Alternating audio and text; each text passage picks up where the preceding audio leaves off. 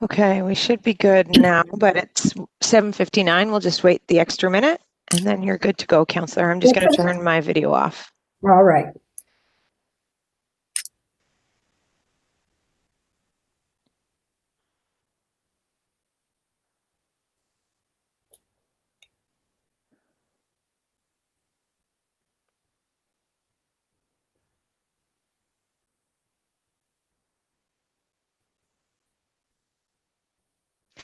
It's 8 o'clock now, Counselor. Whenever you're ready, we're good to go. All right. Good morning, everyone. I would like to call the BI8 Advisory Committee meeting to order.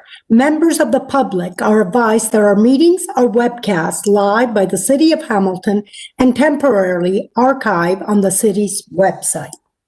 As well, a reminder that all electronic devices are to be switched to a non-audible function during committee meetings. I will do the roll call now.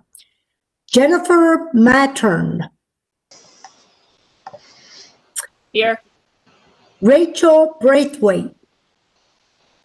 Present. Okay, Christina Geisler. Present. Present. Carrie Joffrey. Good morning, present. Lisa Anderson. I don't believe she's with us yet, Counselor. Susie Braithwaite. Here. Michael Seibin. And I don't see him either, Counselor. Okay, Heidi Vanderkwal. Here. Bender Chug. And I don't believe he's here yet this morning. Maggie Burns. Here. Present. Susan Penny. And Tracy McKinnon. Perfect. And I see you, Susan.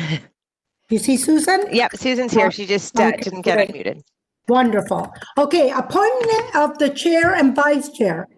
Okay, our first order of business to appoint a chair and a vice chair for 2021. And I've been doing it for 2 years, and I was wondering if anybody else would like to take over. Is there anyone? So at this point, procedurally, if one of the committee members wants to unmute themselves and nominate someone for chair, that would be what we would do. Okay, and can I see anybody? No one is saying anything, but we can't go forward without a chair or a vice chair. So if someone would like to nominate someone, that would be great. Now, right. Councillor Paul, I thank you because you've been doing such a great job. So I think. Oh, Rachel, are you sure? Am I allowed to chair again? Yes, I mean, typically in the standing committees, we don't allow it, but if you are amicable to doing it, then you could be chair again. Well, you know what? I love doing it and I love working with you all. So it's up to you. I'm willing to do it if there's no one else that would like to take the baton here. So no one else? So that's moved by Rachel. Is there anyone to second that motion? I'll second Carrie? Thank you. Perfect. Thank you. Great. And then anyone opposed? Anybody opposed? Perfect. Okay, Nope. So is that carried? That's carried, Counselor. All right. Okay, we're going to go changes to the agenda. Madam Clerk. So sorry, just before we move on. So previously we had done the kind of rotating vice chair. Is that how you would like to continue on for this year as well? Is everybody in agreement with that? Okay, excellent. So moved by Heidi, seconded by Carrie. Sure. Okay, all in favor? Thank you. Okay, so I'll go back here. All right, we're going to continue. Madam Clerk, are there any changes to the agenda? Yes, Madam Chair, we have an added delegation request, item 6.1, Krista Boyer, Winter Wake Up, Respecting a Community and Small Business Initiative, and that's for today's meeting. Great, and may I have, may I have a mover and a seconder, please? Do you want me to call them out, Counselor, for you? Yes, please, because I'm going back and forth. Moved by Susie, seconded by Tracy. Great. Is there anyone that opposes it? I see no one, Counselor. Okay. Declaration of interest. Are there any declaration of interest? I don't see anyone. Okay. Okay, we're going to move on to approval of the minutes, previous meetings here. May I have a mover and a seconder to approve the minutes of the November 10th, 2020 meeting? May I have Moved a by mover? Tracy, seconded by Rachel. Wonderful. Is there anybody opposed? Seeing none. Okay, good. It's carried. Let's move on to item 6.1. Krista Boyer, Winter Wake Up, Respecting a Community and Small Business Initiative for today's meeting. May I have a mover and a seconder to approve the delegation request for today's meeting? Moved So by, it's moved by Rachel, seconded by Heidi. and there's no one opposing it? Nope. All right, that's great. We're going to move on. Virtual delegation, 8.1. Krista Boyer, Winter Wake Up, Respecting a Community and Small Business Initiative. Welcome, Krista. And you have 5 minutes. I'm going to go back. Welcome, Krista. So Thank you. Krista, it would be, you can share your screen now if you can get her to work. Thank you, Madam Chair, and thank you to all the executive directors for having me on today. Very excited to be here. I'm part of a group of individuals ready to get together, and in essence, we have developed a winter strategy, which we will be implementing January 1st, and it shall continue until March 31st. Now, within our winter strategy, there's a central focus on supporting local businesses, which is what brings me here today. Is I wanted to talk to the BIAs to see if we can create a partnership with the BIAs in regards to our strategy. So you can see, I won't read this word for word. I know it can be shared after because there's details here that are best served being read. I'll surmise exactly what it is we're looking to do. So essentially, the winter strategy, which again is January 1 to March 31st, has a few components to it. There's a business aspect, which is our business rally program. We also have a winter photo scavenger hunt, a Coots to Bruce adventure race, and a family day sled parade and a snow art contest. Now, each of these programs are meant to run independently and basically run on a participatory basis without much engagement from us other than, putting everything together ahead of time and then running a strong social media campaign. And it's meant to embolden Hamiltons to embrace the winter through different types of activities and actions. So specifically in regards to businesses, the business rally, this program would essentially be a passport program. So what we're doing is we're creating a passport program where on our program we will have 15 actionable items. And then participants are then encouraged via our social media, our website, through local media, to participate by completing these actions, as many of these actions as they possibly can. And some of the examples of the actions you can see here is we have shop for essentials at a local business, post on social, oh, that's a typo there, how you are doing it yourself at home with a kit from a local business, shop local for a gift, share one of your favorite local businesses promotion or post on social media, and refer a business to someone. So that's an example of 5 of the 15 actions. Upon completion of each action, participants give themselves a stamp. We're doing this on the honor system. They would give themselves a stamp, and there'd be 2 ways they can do this. We will have a PDF format, which can be printed out or delivered. And we will also have a digital format on our website so people can track themselves that way. And upon completion of 6 actionable items, then participants then have the option to enter themselves into a draw. There's also an opportunity for other draws if they complete 15 actions, which is the entirety of it. Then they are entered into a business rally grand prize draw.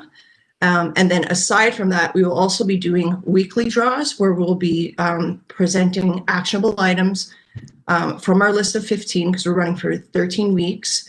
And we are at that point encouraging people to provide proof evidence that they've completed this action via social media. So one thing to know about the actions, not everything is social media dependent. We wanted to allow it to be inclusive, thereby not having a centered focus on social media, like one, as an example, is refer a local business to someone. However, we do want the social media component, which is why we're doing the weekly draws as well. And within the 15, predominantly, there are social media actionable items in there. And then aside from that, when it comes to the prizes, all prizes will be from local businesses, from our partners. So the winning participants get a gift card and they get to choose which local business they want to get their gift card from. So that is, in short, our business rally component of our winter strategy. There are the other strategies like snow art contest. I'd be happy to speak to those. I'm looking at my timer. My 5 minutes is up. So I hope that is a good introduction, and I'll pass it back to you. Thank you, Madam Chair. Thank you. I was wondering if there's any questions for Krista. So it looks like Susie, Counselor. Okay, Susie? So we are absolutely overwhelmed right now, Krista, with COVID. So what we need from you, what I would need from you, is a very direct list of what you need from the BIAs to make this happen. It's not a good timing. I'm not going to lie. We should have probably known about this a couple months ago if it's starting in January. I don't have time for this right now, unfortunately, but if you can put it out very specific as to what the exact things are you need from the BIAs on this, because again, with COVID, we're overwhelmed completely right now with everything else. So a good program, but it cannot download a lot of extra work onto the BIAs. Through you, Madam Chair, and I do recognize the short timing on this, and that's specific to the fact that it was inspiration that came to me just recently. So I assembled a team. We're acting as quickly as we can. When it comes to the ask, we're trying to make it as simplistic as possible for the BI. So the biggest part of the ask is me being here today just to say, will you support this? And your engagement with it will be nominal. Essentially, what we're asking is that you allow us to, if you say yes, the BIAs are on board, then it's a matter of us reaching out to your businesses, sharing promotional packages with you and your businesses. And then within those promotional packages, there'll be PDFs in there that people can just put on windows to demonstrate that they're part of the winter wake up strategy and the business rally. And open to anything more that we can to try and make this as simplistic as possible for the BIAs and for the businesses. Absolutely. Thank you. Right. Yeah, and Susan as well. Okay. Oh, Susan? Was Susan first? I think they were about the same time. Okay. Susan's unmuted, so. Okay, Rachel, go ahead. Rachel? Me? Okay. Sorry. I was just going to say, I think it's a fun initiative. Sure, we're very busy, but I think it is a fun way for promotion to come for our businesses. It's more citywide as opposed to just our area wide. So it could help boost some awareness of our BIAs, I think, as well, with it being from a different group. So I'm personally all in favor. Thank you, Krista, for thinking of this great idea. Okay. And then Susan. Susan. Krista, I'm just wondering, in terms of the prize structure, is there a requirement from our businesses to contribute to that prize structure? Because it's not a great time for them to be contributing. Or is there something from us, from the BIAs as a whole, that you require for that prizing structure? Through you, Madam Chair. So no, we are not looking for any in-kind from the businesses. We recognize that this is a difficult time for our local businesses. So we are hitting up the big banks who are doing quite well, and they will be providing funding to make purchases. That is a very key part of this, is that no business shall offer in kind or be required to, at least. and that everything is purchased. And that's going to be part of our messaging and our social media is that we're creating this economic cycle by, promoting people to go and purchase at businesses, support businesses, and then, their engagement leads to a prize, which is also purchased from a business. Tracy? Thanks very much, Madam Chair. Thank you, Krista, actually, for bringing this to us, and thanks to your group of volunteers. Can you tell us a bit of background about your group? Yes, thank you. Through you, Madam Chair. So the team that's working, we have 2 design studios who are highly engaged. So that would be Jet Propelled and Overdrive. Overdrive is actually in the International Village. And aside from that, there's an individual, here's my disclosure, it's my brother, but he has a great deal of experience in Kitchener-Waterloo developing programs and has been doing so for well over a decade. And then aside from that, we have 2 Mohawk graduate students who successfully ran the adventure race, and they've come on to essentially take on more than just the adventure race. Great. Thank you, Tracy. Sorry, can I just have a quick follow-up? Sure. Sure. I feel like I'm at a Doug Ford press conference. Sorry. Watching too many of those. So again, thanks very much for thinking of small business and putting this initiative together. And downtown Stony Creek and Westdale Village are very interested, and hopefully you'll share information with Julia that she can share with us. Thank you for coming today. Thank you. Any other questions? So through the chair, procedurally, we need to receive the presentation. Right. And then beyond that, if Krista wants to forward some information to Julia, it sounds like committee members are willing to have that go out to their BIAs. Does that sound correct? And then if they choose to put it up or what they do with it individually is up to the BIA. Okay, that sounds great. Can I just ask one question, Krista? Krista, I'm wondering with the COVID restriction, how would the adventure race work? One family at a time, or because I know we put on a lot of races and we canceled them all. But I'm just wondering with the COVID restriction, especially, even we're in red, but we might be deep red right now. So can you explain how it would work? Yes, great question, Madam Chair. So the adventure race is meant to be run within your own household. So the idea would, when I participated in the fall, it was my household. So my partner and I, we went out and we did the race, and you have the luxury of doing it whenever you like. So between January 1 and March 31st, you could do it any day, anytime, download your map, and then go find your checkpoints. And then once you find your checkpoints, you take selfies, and then you self-report that you completed the race. And that will be, we will have strong messaging on our website in regards to current COVID protocols. The beauty of the majority of our programs, all our programs for the most part, is that they're very COVID friendly. Most of the programs, like the Snow Art program, our sled parade, really only require you to get outside in your front yard or backyard, or if you live in an apartment, in a park. And again, within your own household. Yeah, there's been a lot of races done virtually, and some of them have done well, and the first one was the hospice one, and I remember helping them organizing it, and I was shocked. They even raised, I think, almost $100,000, the Bob Kemp.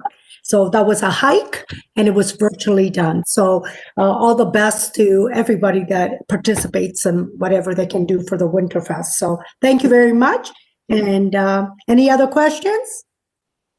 Okay, we're going to receive now the delegation, and it's moved by Susan, seconded by Tracy. Okay, and nobody opposes it, and it's carried. Thank you. Thank you again, Krista. All right. Thank you, Krista. Okay. Let's move on.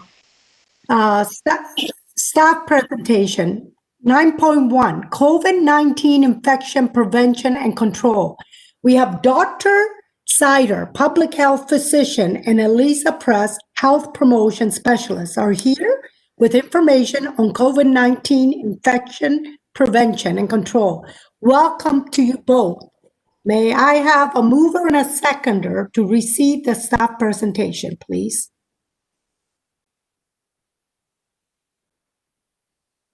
Can I have a mover? and a We'll hear the presentation first, Oh, Counselor. Okay. Yeah, sorry. I'll go back. Sorry about that. Okay, here we are, going back and forth.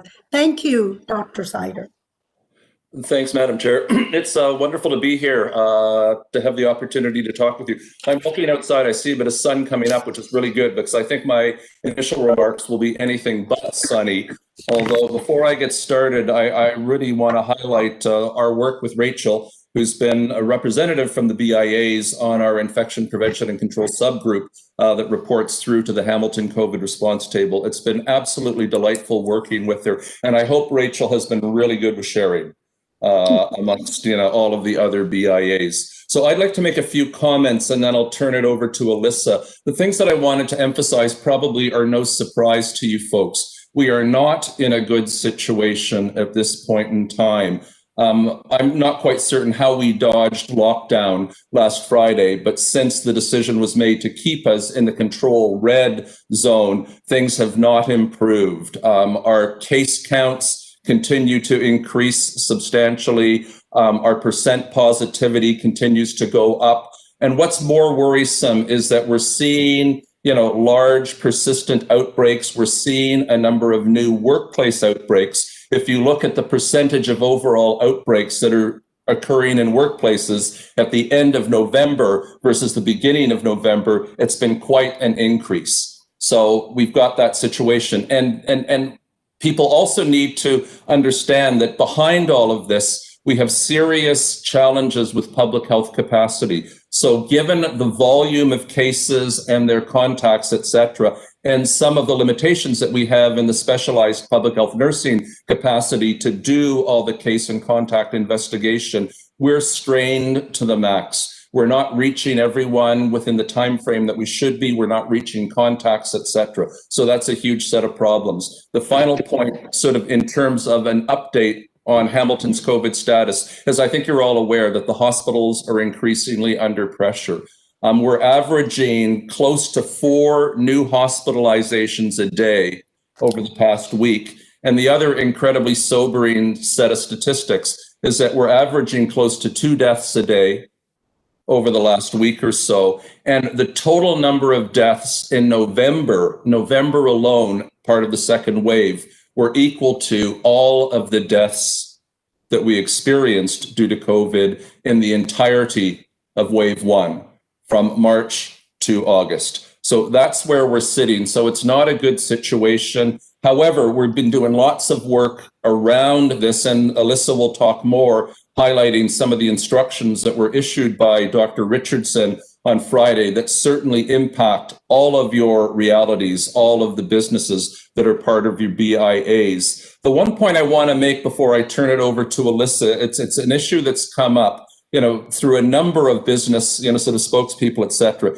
is you're questioning, well, is all of this due to the outbreaks in long-term care facilities and retirement homes? Is that what's driving the Hamilton COVID picture? And that's not the case. We certainly have a number of very large, very persistent outbreaks in long-term care facilities. And these have been very difficult to get a handle on. But we also have an increasing number and rate of cases that are occurring in the community. And the final point I'll make is that don't forget, when it comes to long-term care, we have got exquisite eyesight on what's going on in those facilities. We have to be involved. Oftentimes, if there's an outbreak, we're testing everyone. We're testing hundreds of residents, hundreds of staff, et cetera. We're catching all the COVID cases. I wish we had the same line of sight. I wish we had that same laser-like visual acuity on all of the workplaces, all of the businesses where outbreaks potentially are happening. We just don't have the same capability to get into a business, a workplace, and to figure out what's going on, how many people may be impacted, get them all tested, do a really complete audit of how much infection transmission occurs in workplace outbreaks, okay? So there's lots of things happening in the broader community. What we're experiencing in Hamilton is not just driven by long-term care facilities and retirement homes, although they are a really important component of the overall COVID picture. I'll turn things over to Alyssa at this point in time then. Alyssa? Thanks. Yeah, thank you. So again, thanks for having me. So as Dr. Sider mentioned, I'm just going to very briefly go over the instructions that were issued on December 4th that are already in effect. These instructions can also be found on our city website. And there's really a focus in these instructions on 3 public health measures, which is screening, safety plans, physical distancing, and capacity limits. And I just want to take a moment to recognize that many businesses and retailers are actually doing an amazing job adhering to public health measures, and that these additional measures were really to try to curb increasing rates of COVID-19 spread, and particularly the individuals who are not self-isolating when sick or not adhering to public health measures. And so screening allows for that extra additional layer of ensuring that individuals who are not well don't enter the premise. Under the new instructions, malls and retail are now required to actively screen patrons as well. And for greater clarity, retail would include supermarkets, grocery stores, indoor farmers markets, convenience stores, discount big box retailers, hardware stores, safety supply stores, pharmacies, small retail businesses like clothes stores, stores that sell liquor, cannabis, etc. And the questions for screening can also be downloaded from the city website and were also attached to the instruction that was sent out. Just so that everyone knows, temperature checks are not part of the screening. They're not required and they're actually not recommended. Often fever is not the only thing that presents. It can be intermittent. People aren't trained to take temperature correctly. It can make you get into close proximity and actually increase your risk because you're less than 6 feet away from somebody else. So I'd just like to stress that. And other things to help support the screening would include limiting points of entry into the establishment, the use of space to ensure consistent physical distancing when screening, and physical barriers or appropriate personal protective equipment when physical distancing is challenging, as well as the provision of alcohol-based hand rub. So there's 2 parts of screening. One is the screening of patrons who are coming in, and that's new. And the other one is screening that already should have been done. And this is that all workplaces are required to screen employees and essential visitors. And at the very least, you need to ask those questions that are found on the Ontario Ministry of Health COVID-19 screening tool. Businesses are welcome to come up with their own screen, but it would need to have questions that are substantially similar to those questions, and they'd need to be updated frequently to ensure that they align with ministry requirements. Workplaces who are screening their employees and essential visitors, you don't need to keep a record of the actual screen, but you do need to have some way of demonstrating that you're compliant with screening requirements. And then the second thing is the safety plan. So a safety plan, this is a plan that will help businesses organize and carry out all of the actions necessary to keep the workplace as safe as possible and to deal with COVID-19 cases should they arise. And one of the things that the instruction issues is that there now needs to be an appointment of a management individual to be responsible for the preparation and implementation of a COVID-19 safety plan, for the monitoring compliance with the COVID-19 safety plan, the implementation and compliance with all required and recommended occupational health and safety and infection prevention and control measures, and that these need to be completed by December 10th for retail and December 12th for the workplace. Another thing about the safety plan is it actually does have to be written out and it needs to be posted in a visible place where it can be seen by both patrons and employees. And the last measure is physical distancing and capacity limits. So there's a maximum capacity for patrons, and this needs to be posted along with square footage, and it would be based on the ability to maintain 2 meters from other individuals. We recommend a minimum of 2 meters in all directions and ideally 4 meters in all directions to be allocated for each person. So for staff and customers in the workplace as a means to calculate, well, how many people am I allowed in my workspace?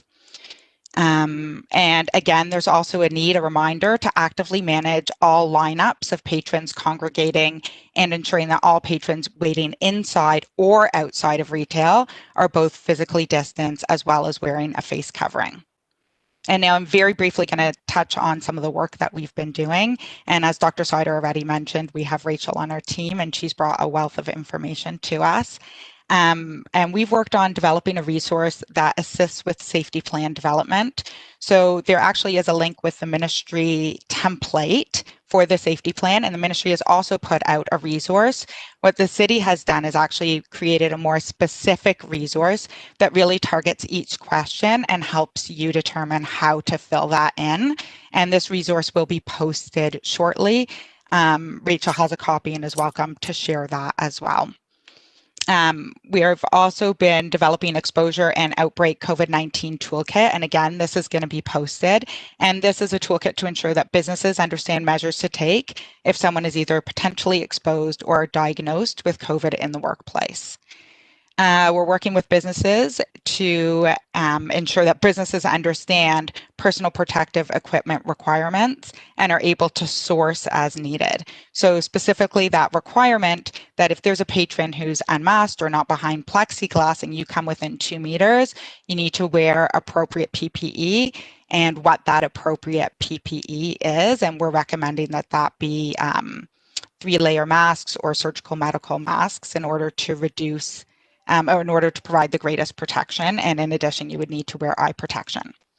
As well as we're working to help businesses understand their legal obligations. So everything included on the Reopening Act, the bylaws, sector-specific guidance, and now these instructions that were posted. And I just want everyone here to know that our group is really responsive to requests and feedback that we receive by the BIA, by the Chamber regarding business needs and concerns. So on our group, we have, as mentioned, Rachel's there, so BIA, we work with the chambers on the group. There's also industry, public health, physicians, and primary care. So if you have any suggestions or things that you feel like our group can be working on, please let us know. Thank you. Thank you, Alyssa. Is there any questions for Dr. Sider or Alyssa? Christina. So I just had a question with respect to how it's being captured, the spread of COVID. And the reason I'm asking is I've got 3 kids, 2 of which are in high school and 1 is in elementary school. All 3 of my kids have come into contact with someone in their class or in their school that has tested positive for COVID. But in all cases, it seems like the individuals seem to be asymptomatic. So I'm just wondering with all of this, and I understand why it's being done. I totally get it. But the effectiveness for to put this these expectations on small businesses for screening, is screening really going to catch asymptomatic people? And is that really the reason why we're seeing such a spread of COVID throughout our community in Hamilton? Through you, Madam Chair. Christina, great point. And you're absolutely correct. Even completely, fully, comprehensively done screening is going to miss people who have asymptomatic infection. Or don't forget, you've probably heard that people can be infectious for a couple of days prior to developing symptomatic COVID infection, so it won't pick up. So in and of itself, it's not perfect. It's got holes that can allow people who can be infectious into your workplace, into your business. That's why we say do it, because again, it'll hopefully keep out a number of people who may be frankly symptomatic or are identified as such. It's also sort of a social norm. Don't go out and shop, if you're feeling ill. And one of the ways that we put in place something is the active screening measure. But then what you've got afterwards, or the procedures, the practices within the workplace itself. So your staff are screened. They're distanced, as much as possible. There's plexiglass, for example, at the cashier, at the checkout, and things like that. So all of those other measures are really important. So screening in and of itself has got imperfections, but when it's a part of a more comprehensive set of measures, hopefully, that's good enough to protect you, your employees, patrons, customers, etc. Fair enough. Thank you.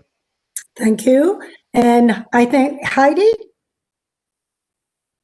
Yeah. Go ahead. First, I'll just preface the gravity of the situation is not lost on me. And I mourn when I see these numbers increase. It's heartbreaking.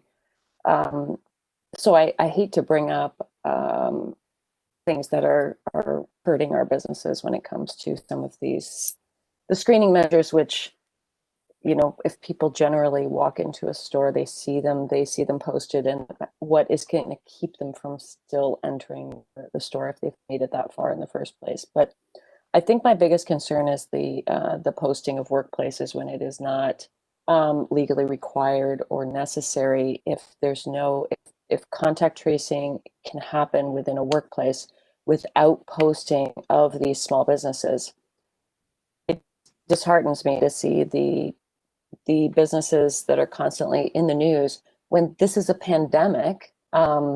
These cases are spreading, and it is usually not at the fault. Absolutely, some people are not abiding by the rules. By all means, do what you need to do, just like public health does when, you know, there's food inspections. But when contact tracing can occur using these screenings, when I know when every worker is in my workplace and I have no public entering my workplace, I'm concerned about my business showing up on the City of Hamilton's website when I've done everything, when I've followed everything. Through you, Madam Chair. Heidi, an absolutely great point. I completely get it, and I am sympathetic to it. This is where I would turn it around.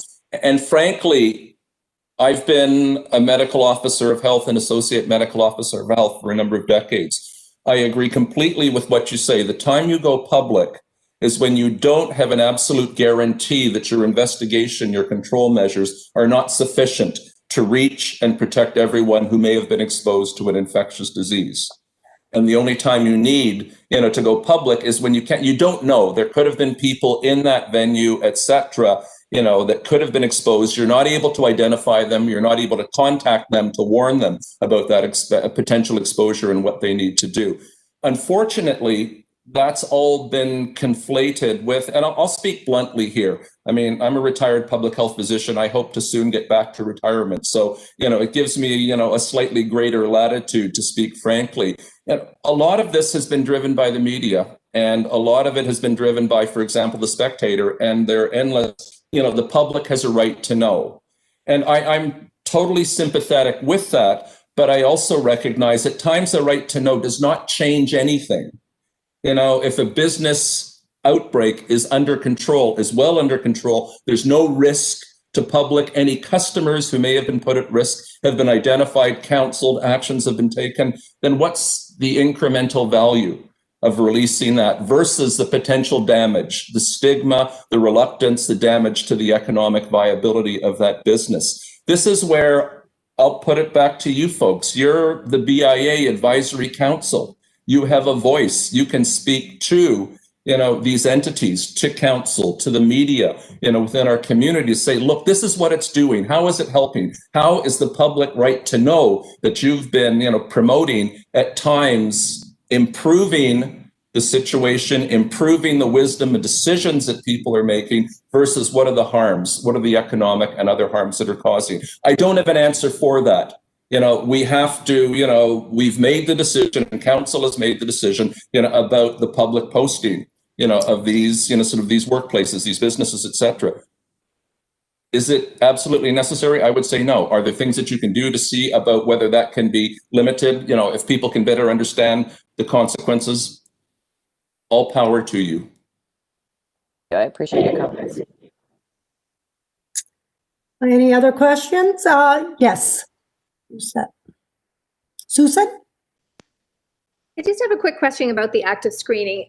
Is that meant to happen outside the business place or inside? Because just for instance, in our workplace, sometimes we have visitors that would drop in to pick something up. We actually would have to keep them in the business location longer to go through the active screening than for them to just pick up the item from our counter. So I'm just sort of wondering about what the process is for where that screening is meant to take place. Through you, Madam Chair, that's a great point. And sometimes that raises some really difficult situations. A lineup of seniors outside in inclement winter weather, waiting to move up and to be screened, etc. There's no easy answer to that. If your physical layout of your business has an entrance, someplace where someone, and screening shouldn't have to take that long. If it's done, it's 15 to 20 seconds to run through the questions, etc. If there's ways that you can do it, that you get good at it, you get efficient, that there's a space that protects maybe a bit of privacy, is a bit sheltered, etc., then that can be done. That would be ideal. But we also recognize that at times there's no easy ways to do that. Your street, your storefront, doesn't give you the option, or as soon as you're in the store, you're in the active retail area. And ideally, the screening should be done before the person enters into the active retail area.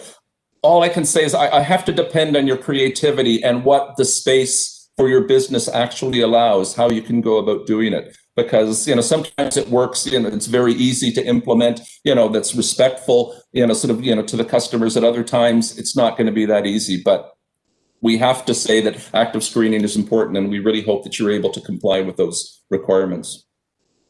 It's not a great answer, but it's the best I can come up with. Okay.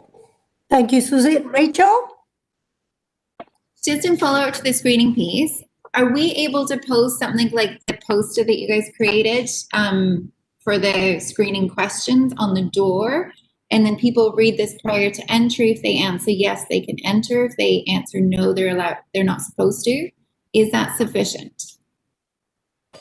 I would say yes. That's a judgment call. If it's there, and if it's the sign says, please read this, if you answer no to all of these questions, please say so when you come in. That would be a form of active screening. The person has looked at that and then, sort of verified that they're not answering yes to any of the questions.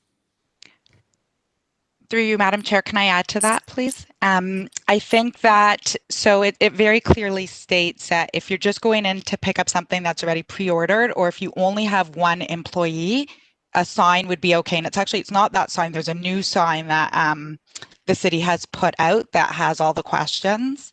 And I can make sure that that's shared after. I think it was in the appendix. That would be okay to post if there's only one employee in the store.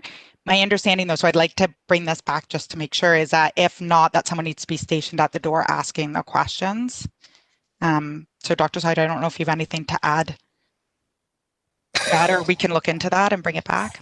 Yeah, let us look at that, because again, if someone has gone, I face this, for example, when, sort of go to visit my mother at her, sort of long-term care facility, and there they allow, the individual to complete the questions, hand it, etc. So I don't see that that's different from someone saying, I have reviewed these questions, I answer no to each of them, versus the time that it takes for the person to say, do you have fever? Do you have cough? Do you have, shortness of breath? Those sorts of things. So I think what we need to do, if the functional spirit of screening is met, then, I think we can be flexible around, do you have to have someone there who asks all of these questions versus someone who looks at it and says, nope, I've reviewed this, the answer is no to all those questions.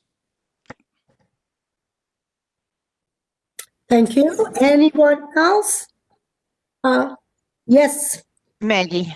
Maggie, thank you. Yeah, the one biggest bit of feedback that we had received from businesses is that a lot of our businesses are owner-operator style businesses with one employee. Their biggest concern is like they totally get the posting of the screening questions.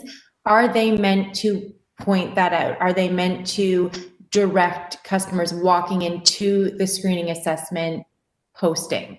Or is it just an understanding that when a patron enters, they have read it and they have assessed themselves? Again, ideally, and this is where we're going to have to see how well this works. So you're the sole owner operator of the business, and Alyssa, jump in after I make, my observations. Again, if that's going to be difficult logistically for you to go out with the screening questions, etc. If you're the sole person, operating that business, if you've got the poster and the person, clearly says, please stop, read, make sure that you've not answered yes to any of the following questions. Upon entering the business, if that business owner says, did you see the poster? Did you answer yes to any of the questions? If that's not, if the person says, no, I've answered, no to all the questions, then that's what we're doing for convenience stores, for gas stations and things like that, where there's a sole, sort of proprietor. And so in the situation where you're the sole owner operator of a given business, I don't see why that wouldn't be, as long as, there's the expectation the person has reviewed that to the best. People are not always going to be honest. I really need to go in and I need to get this. I'm going to cover up the fact that I'm feeling a bit sniffly and achy, etc. There's not much you can do. That's where, as we discussed earlier, if you're masked, if you've got the other distancing, masking, protective measures, hopefully nothing untoward happens with that customer in the store. But again, the spirit of it is to review that, to ascertain as best as possible that you don't answer yes to any of the questions, and to verify that with the owner operator when you enter. And the owner operator asks you, are you okay? Did you see the screening questions? Are you okay to come in? Thank you. Alyssa, anyone anything else? sorry. Oh, Alyssa? Through you, Madam Chair, nothing to add. I think if you have it posted and you're a single operator, then that's sufficient. It just needs to be visible. Yeah. And Councillor, I think Tracy had a question. Oh, Tracy? Yeah. Oh, hi. Yeah, just wondering if we could get clarification of the Oh, Tracy just muted yourself, unfortunately.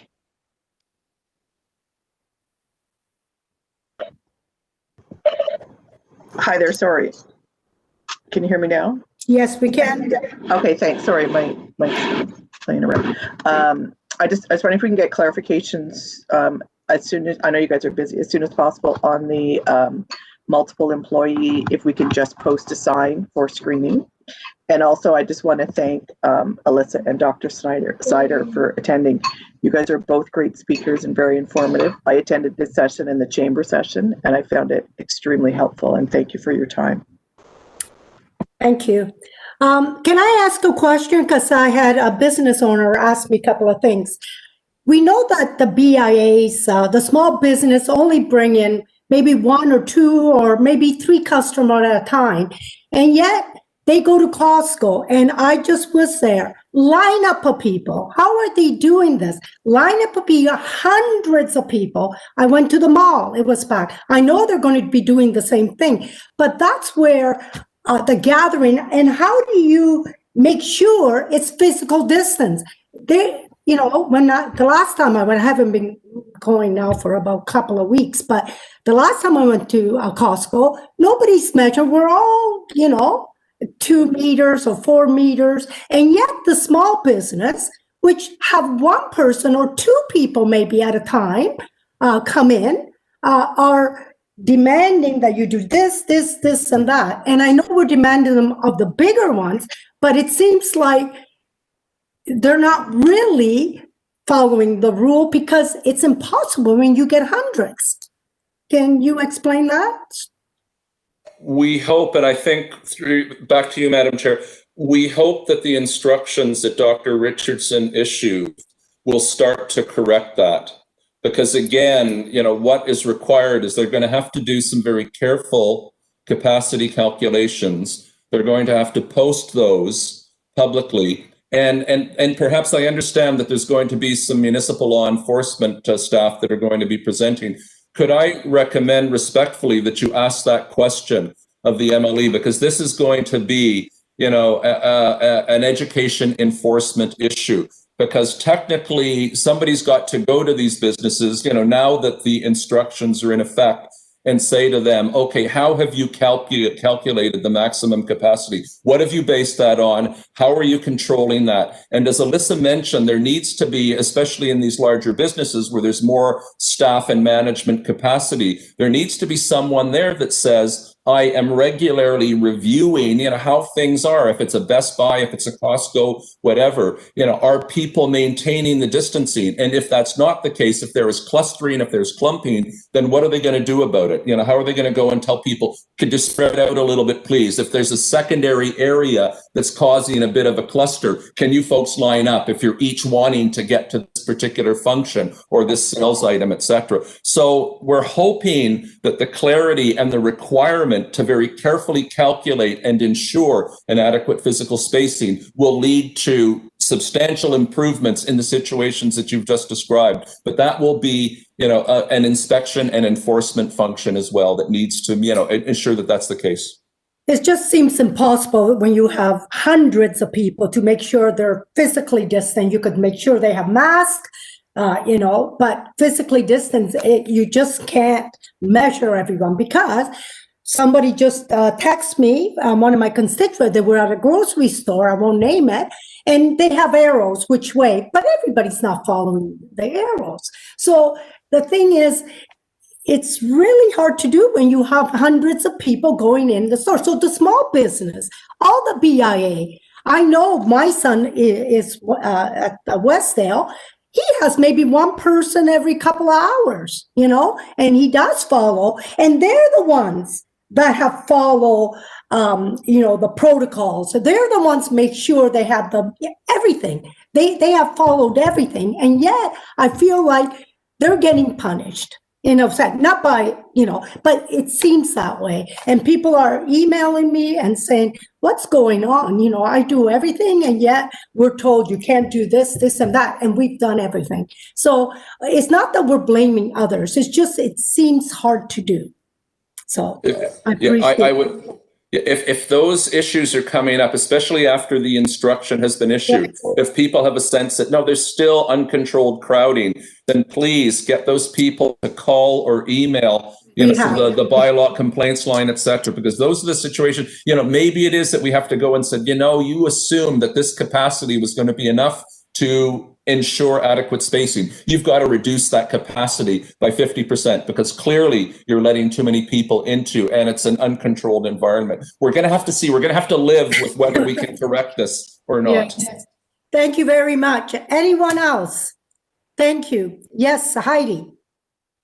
Well, going off of what Councillor Pauls was saying, it really is just a cost disparity. When it comes to Costco and you've got 100 employees working, allocating one of those employees to check an app and check capacity is very simple. When you've got only 2 or 3 people and you have to now schedule an entire other shift and you're not qualifying for the queues for, a variety of reasons, like Costco's going to be fine here, but our small businesses where 80% of them are staffed with one person, and we're trying to get people not to shop on Amazon. This is a challenge. This is a challenge. And most of these small businesses have been complying, have been following all the rules to then have a screening person and then be responsible for a line on city property. I don't even know how that can be enforceable. It's hard. These are hard. I'm not, through you, Madam Chair, I'm not trying to duck it. This is not, some of this is not a locally decided thing. This is what the province has said. The owner operators are responsible for the lineups and maintenance and things like that. That's a provincial response framework requirement. So I hear you. I wish there was a magical wand in terms of COVID response that would equal the demands and equal the costs across, our very diverse business communities. I'm sorry. I hear you. I wish I had a better answer. Thank you. These are hard times, so we'll get through them. The vaccine is coming, right? Doctor's like, yes, Christina. Just one last question, and I'm not sure if anybody can anticipate this, but given how the numbers are going, are we heading to a lockdown? We dodged it. Dr. Sider, you did say that we dodged it last week. Has there been any talk or any indication that we should brace ourselves for the gray zone? Through you, Madam Chair, all I can say, Christina, is stay tuned. I think many of us thought that based on the situation that led to Toronto and Peel being put into lockdown, that we would have faced the same reality last Friday. We're not certain why the province pulled back. Our data have not improved. So if anything, once again, I would suspect we're facing the same sort of risk I think you've heard from the media conference, we work closely, not only with you folks through Rachel, but with the chamber. And, sort of certainly Keenan, was saying at the media briefing last Friday, anything that we can do, any day or week, we can progress without going into lockdown is a bit of help for local businesses, etc. I wish I had a crystal ball, but, sort of we dodged it last Friday. We're going to have to do some serious hoping and where appropriate praying, that we need time to see if the instructions that were issued on Friday are going to produce the result. That's not going to be something that's going to be instantaneous. It's going to take a couple of weeks to see if we've managed to tamp down, the rate of increase in cases. Maybe the province will say, Hamilton went out and they issued further instructions. Let's give it a bit of time to see if it's going to work or not before making that decision. I don't know whether that will be the case. That would appear to me to be a logical process to take. Give it time to see if, short of lockdown, these measures were to work. But the province is a different political animal, and we don't know necessarily what their decision might be on Friday. We all have to stay tuned, advocate, and hope. Thank you. Those are fair points. Thank you. Can I ask all the BIAs, have you had any business just say it's not worth it with this new restriction? Let's shut it down. Has anybody had anybody? We have some. Yeah. You have? Yep. Heidi, can it be interesting to know, because I was talking to the mayor about how we could help. It'd be interesting to know if you could email how many in your BIA have said, this is too much, we might as well shut down. I would be interested in knowing. I shut down, I would think a lot of people are just pivoting to just going online entirely. Online, so that's what I'm saying. It's online. not that they aren't closing. Exactly. But that's what I mean. Pivoting to just online. Yeah, pivoting in a simple. I went yesterday. I went by concession, and one of the restaurant is allowed to have people, and he said, "No, we're not have anybody, and we're just doing deliveries, or So those kind of, I would be interested to know, so I could bring it back to council, see what we can do. Yes, Susie. I was just going to say a couple of our restaurants have decided not to do dine-in. They're just doing takeout because they don't want to have people coming in and infecting their staff, quite frankly. So that's what we're finding more and more each week. They're starting to turn that way. Right. That's great. Yeah, I'd be interesting to know. So if you could drop me a line, because we really want to help the small business. We really do. There's this thing about big box stores and small. What do? We all going to go to the big store. We want to support the local. So let's do something about it. Okay. Thank you. Well, thank you, Dr. Sider, and where did Alyssa go? And thank you for the update and everything. Thank you. We're going to now go back to my screen here. We're going to may have a move and a seconder to receive the staff presentation. Moved by Rachel, seconded by Christina. All right, and I'm everybody in favor, and it's carried. Thank you. We're going to go to point 9.2, COVID-19 enforcement update, and Kelly Barnett, Manager of Service Delivery, and Kelly Beaton, Licensing of Bylaw Administration, are here with the update on COVID-19 enforcement. Welcome. And who do we have first? Kelly Barnett? It is me, Counselor, and through the chair. I love you. How is your how are your grandchildren? They're the most adorable little people on the face of this earth. I wish I haven't been able to even kiss them. So I know it's really hard, but I hold them backwards and I snuggle them with masks on. So they're just wonderful, amazing. They're premature. So now, how big are they? Well, they went from 3 pounds and now they're up close to 20. So the little boy's a little chunker and great kids. Thank you for asking. Congratulations. Thank you. Okay, Kelly. Wow. So we're certainly in some challenging times. I'm here today with Kelly Beaton. I have some updates to provide. First of all, I'd like to say I can't thank Dr. Sider and Alyssa enough. The information that they've shared today is amazing. Some of it I was going to go through, and now I don't have to. They're the best people to have on board to answer the questions that you put out there today. Excellent, excellent questions. Very, very difficult times. And I know public health. I worked in public health when I started, and they do an outstanding job with limited resources. So thank you so much for the work you are doing. Well, since March 2020, there has been a ton of changes in licensing and bylaw services. And the first change I will let you know is that I am no longer the manager of service delivery. I have been seconded to the EOC to support the counselors and the constituents. And I will be working in that role until I retire in the near future.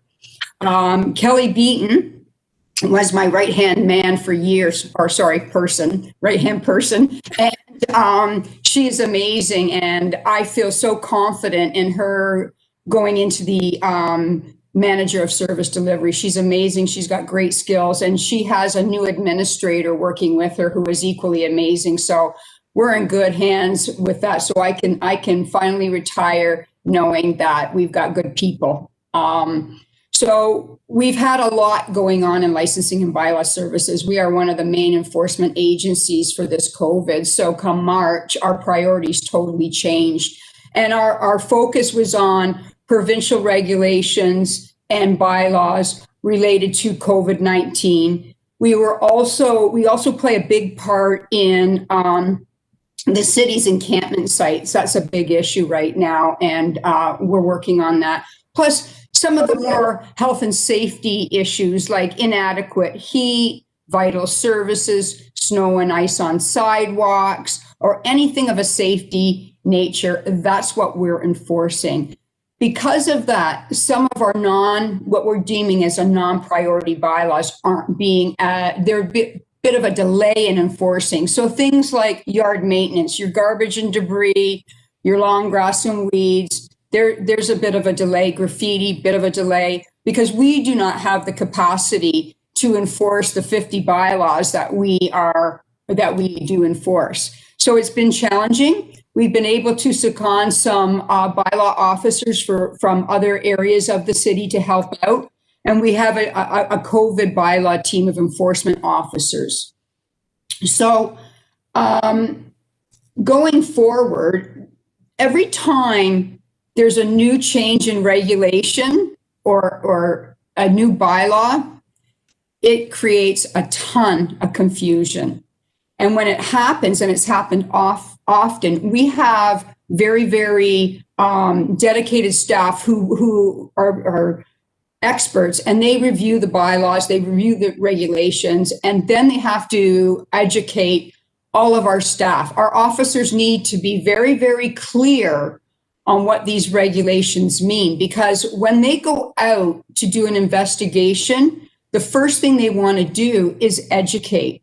We are not about going out and issuing tickets. That's not our desired outcome. Our desired outcome would be to find voluntary compliance. And because things are so confusing and there's so many different situations out there, I can't even begin to tell you, the officers have to know exactly what they need to educate the public, the businesses, on what their responsibilities are. So come Friday, we were told we're going into COVID red zone control and new regulations. We put together the information. Our bylaw officers are now out there and they're enforcing, but we can't do it alone. So we've got help from the Ministry of different ministries. The Ministry of Labor was out last week, and they are also helping with the big box stores that you have just talked about. And the measures that Dr. Richardson have put in place, Dr. Sider was so right. These are the things we need people do to help us stay out of the gray. And that's where we're focusing our efforts on. All of those three things that Elisa talked about is where we're going to be focusing. So we're going to make sure that these stores have a management person in place to implement and make sure there's compliance of these regulations, the screening, the posting, the physical distancing, all of it. So most of our calls are reactive, but we do a little bit of proactive, but there are so many complaints that come in. And forgive me, I do have to consult with my notes here because I only just got this information yesterday, and Kelly and I both had computer crashes last night and this morning. We just got back online. So our COVID enforcement team has been responding to complaints that come in through the city call center. That's one of our main lines for people to go through. And then they will vet it to us when we're working. But on the weekend, when our officers are working, what they do is they actually dispatch it, because we have officers working 7 days a week right now. So they will take that call, they will dispatch it to an officer, and an officer will respond. This team has investigated approximately 3,600 complaints since March. That's a lot for such a small group. When they're out in the community, the big thing is the education, as I said, because our goal is to keep the community safe. Since March, we have issued 36 charges under the ROA, 11 face covering or mask charges, and 138 physical distancing charges. And this information is provided weekly on the city website. And I can't stress to you enough how important that city website is. That's where I often go to find information when I'm responding to people. It's updated constantly with the newest information. It has the stats. It has the resources for your businesses. It has the signs. It has the tools. It has the information. And I encourage you to tell your businesses to go there as well. So that's where we've been with enforcement. We will continue doing what we need to do, and with the hope of not going into gray. I have to say one of the biggest questions, or one of the questions I get, is from people who are upset when they go into a store like Costco. They don't have a mask on. They've declared a self-medical exemption, so they don't have to wear a mask, but Costco asks them to leave, or any business can ask them to leave. And people are upset about that. Businesses are within their rights to put whatever measures they deem necessary above and beyond whatever regulations are out there. And a lot of businesses are doing that, and they're doing that to protect their patrons and their employees. And so although people are upset, everybody has to do their part so we can avoid the going into gray lockdown. Well, Kelly, thanks. Is there any questions? I have a couple. Rachel. Just follow up, Kelly. I am so sad that you're thinking of retiring. I do not want to lose you. You're an amazing person. Second of all, just following up your last comment with regards to masks, my businesses are really concerned because I've heard of the reports where businesses have been sued for asking people to leave wearing a mask. So they're concerned that they're taking, like if there are the limits that say do not wear a mask, it may be sued. There's a lot of echoing, but I think Yeah. So through the chair, I think because you don't have a headphone on, I think it might be coming through your speakers when Rachel's speaking. So if you don't mind just muting while the other members are asking questions, I think that'll be the answer to the question. So if I heard you right, Rachel, I think you said that there is some legal concerns expressed about businesses asking people to leave because they don't wear a mask. I don't have the answer for that, but it's been discussed at the table. We have a team, an interpretation team as well. And every time we get a question like that, it goes to the team and they look into it and they provide the answers back to us. I have been told that businesses are within their rights. It's no different than a store saying you can't come in unless you have shoes and a shirt on. So I don't know what the legal basis is for suing a business for that. The city doesn't get involved in that. We enforce what the provincial regulations and the municipal bylaws are. But I can definitely ask the interpretation team about that and see if they can provide some additional information, and I can send it through Julia. Just to follow up, if that's okay, Madam Chair. So I forgot what I was saying now. It's not great. I guess my one request is if the interpretation team come back and say that it's within their rights to enforce match pairing, is there any way that the city could announce publicly or through social media or whatever that small businesses have the right to refuse service if patrons are not masked? I can ask that question, Rachel. I think it comes down to being more of a civil matter than it does a municipal matter, but let me take it back, have the conversation. I don't want to give out any wrong information here, but I do believe that the conversations that I've had with the team is businesses are within their rights to put measures in place above and beyond regulations. I mean, we're in really unique times. It would be interesting to see how far somebody could go legally to challenge that. I don't have the answers for that. And I did have a phone conversation with a gentleman last night about him wearing a mask in a gym and his human rights were being violated. And I can't comment on that, but I will ask the question. Thank you.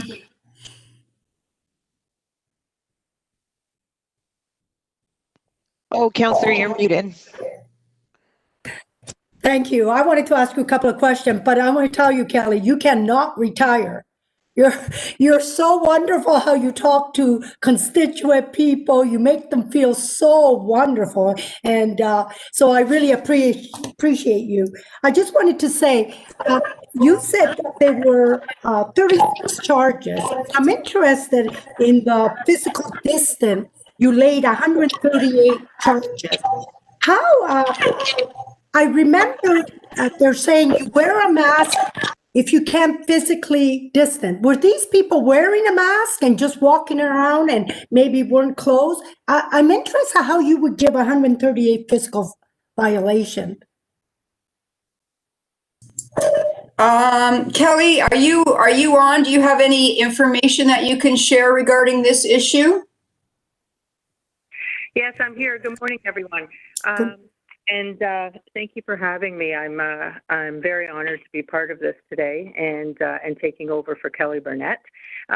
With regards to that, the majority of those are individuals that were not masked and not physically distancing. So this could be a matter of I'm sure that you have heard on and seen on Twitter and social media where they had like the Hot Wheels sale down on Queenston Road there, and the lineups were extraordinary around the corner of Queenston going right up to Parkdale. So all different areas. I'm not sure if charges were actually laid there, but that's just an example of what's happening. It's more of the people that are not wearing the masks and distancing. It could be part of it where they're, gatherings of people all together inside somewhere, and again, they're too close. There's no 2 meter distance, and they're not masked.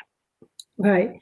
That's better to know, because we don't want to scare people saying, am I far enough from each other, And so, but this thing with the mask, someone asked, am I wearing a mask if I can't physically distant, or do I wear a mask all the time? I say you wear a mask all the time if you're indoors. Is that right? Yes, that's how it is nowadays, that we're asking everyone to wear a mask at all times. That would be the better measure to take at all times, definitely. And for those that are exempt, I know certain regulations, like you mentioned at Costco and whatnot. I can tell you that off the record here, my daughter works at Costco, and she has actually noticed that, and they were offering face coverings, like the face shields for people that they could have when they were entering the store. And now that's part of their mandatory regulation that they've put in place there, where if you are exempt, they respect that. However, they would like you to also wear the face shield. So again, there's different measures that can be in place, and we're not out there just handing out these charges lightly. These are only done in extreme circumstances, definitely. Thank you. And actually for 36, you had 3,600 complaints and only 36 charges. So I'm glad to hear that really we do not charge right away. We give them education as well. So yes, Kelly. Councillor, through the chair, just to let everybody know, as I mentioned about the city website, it has a whole section on masks and face covering, who's exempt, and what is required. So I really suggest you strongly take a look at that website. It is excellent, really great tool for you. Okay. So, Rachel. Sorry, lots of questions. One other question is, we do have one of our businesses, unfortunately, on the list because they have been charged. Their feedback to me was basically they were shocked that they were charged because Bylaw had been going on a regular basis educating them, which is fantastic, and I really appreciate that. But they didn't realize there was a potential to be fined. So I think there's a lack of awareness of what fines go with what things. So for example, you know, Tracy mentioned a couple of weeks ago that you could get fined just by not asking someone if they're to wear a mask, even if you've got signs posted, which I didn't even know about. And I'm on the Infection Prevention Control Committee. No offense, Dr. Doug and Alyssa do an amazing job, but we don't go through a list of these are the bylaws, these are the fines you could have, these are the things for COVID you have to now do, which are all new. And my concern, I guess, is that my businesses too don't know. There's no clear itemized list of the bylaw infractions that you could be charged for, to my knowledge, in easy to read language without numbers and codes and so forth. I'm just wondering, can a list be created that's user-friendly and reader-friendly with what the fines are that we can share with our businesses? And also, when bylaw offices go, is there a way that they can beef up the education to say, we're educating you, we want you to fix this issue, but be aware if we come next time and the issue is not fixed, there may be a fine for this? Because I think that was the gap. Rachel, I understand what you're saying. Our bylaw officers are very well trained and do provide education. That is the first thing that they do. There's a lot of information out there. However, I do understand that these regulations get very, very confusing. And we will bring that back to the table about the list. I can't speak to the specifics of what you're talking about in your business, but if we've done 3,600 investigations and we've only issued a few charges, that speaks volumes about what we're doing when we're out there. And we only have so much capacity. And now we're focusing on the new regulations. And again, it's going to be education. We also have some businesses or even houses that are having ongoing parties, if you can imagine, on a hot list that we are going back to time and time again. And so if we go back and we've done the education piece, then it leaves the officers no other choice but to start issuing the charges. Same for house parties, whether it's private property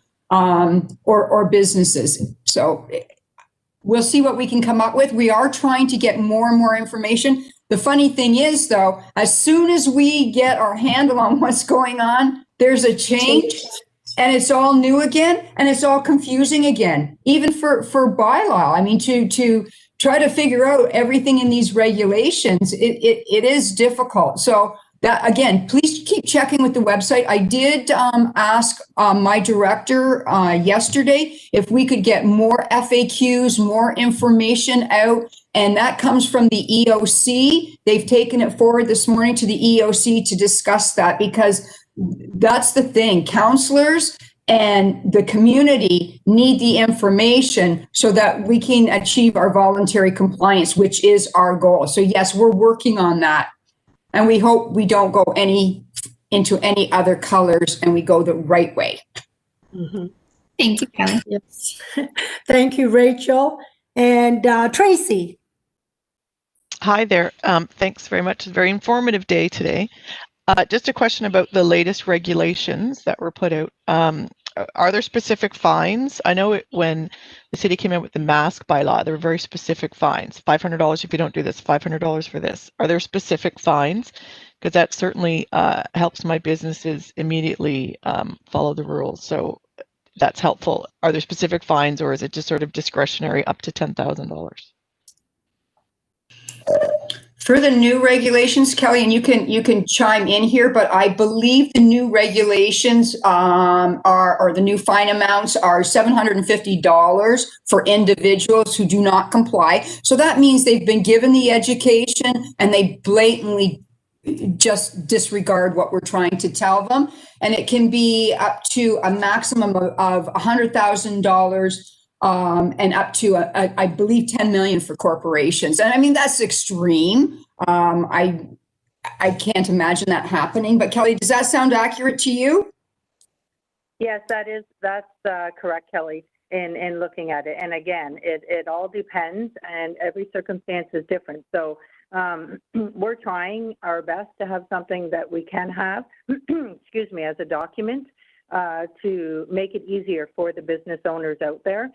Again, because there's so many different regulations. It's about distancing, but then you also have the capacity measures that are in place now too, which is extremely hard for us to manage as well. So I know we do a lot of education prior, and we're not handing out these fines lightly, that's for sure. So the officers will go out there and educate, and if they have to keep going back and going back, then that's when the charges come in play. It's not something that they want to do. I can tell you that being on the other side of things and the complaints that we're getting on a numerous basis, we've had some repeat offenders that keep coming in, and the supervisors and officers are like, oh, you know, they clearly feel that it's disheartening for them to have to go back there and have to provide a charge or issue a charge to whether it be the owner or our patron that's in that facility. So it's done lightly by any means. So yeah, but those charges are accurate. Oh. All right. $10 million for a corporate. That's unbelievable. Okay. Any other questions?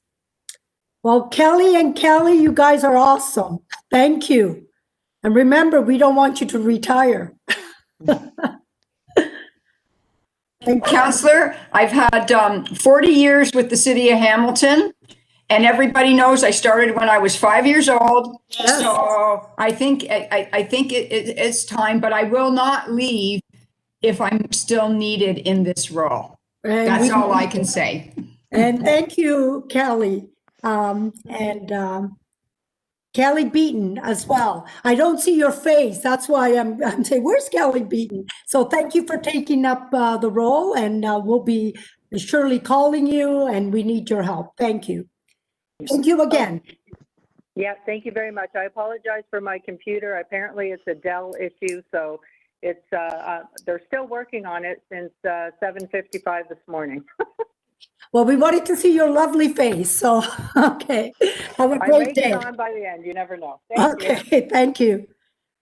All right, so we need to receive the staff presentation moved by Jennifer and Susan. And it's moved by them, and there's nobody, and it passes. Thank you. Okay, number 10, discussion on items. Review of the eligible expenditures for the Community Improvement Plan, CHIP, Contribution Program Grant. Rachel, would you like to start the where am I? I'm trying to figure the discussion, please. For sure. So I just wanted to bring up to see if anybody else would have interest in adding a bit more flexibility with regards to what the operating budget contribution could be spent on. I know, for example, this year it would be, for us, it would have been very beneficial for us to be able to expense some of our COVID PPE supplies that we bought for our small businesses through that program, but we are not able to because it doesn't fit any of the eligible costs. So wondering if it would be supported to add a line along something like expenses incurred because of extenuating circumstances or something like that. just wondering if other committee members would be of interest in that.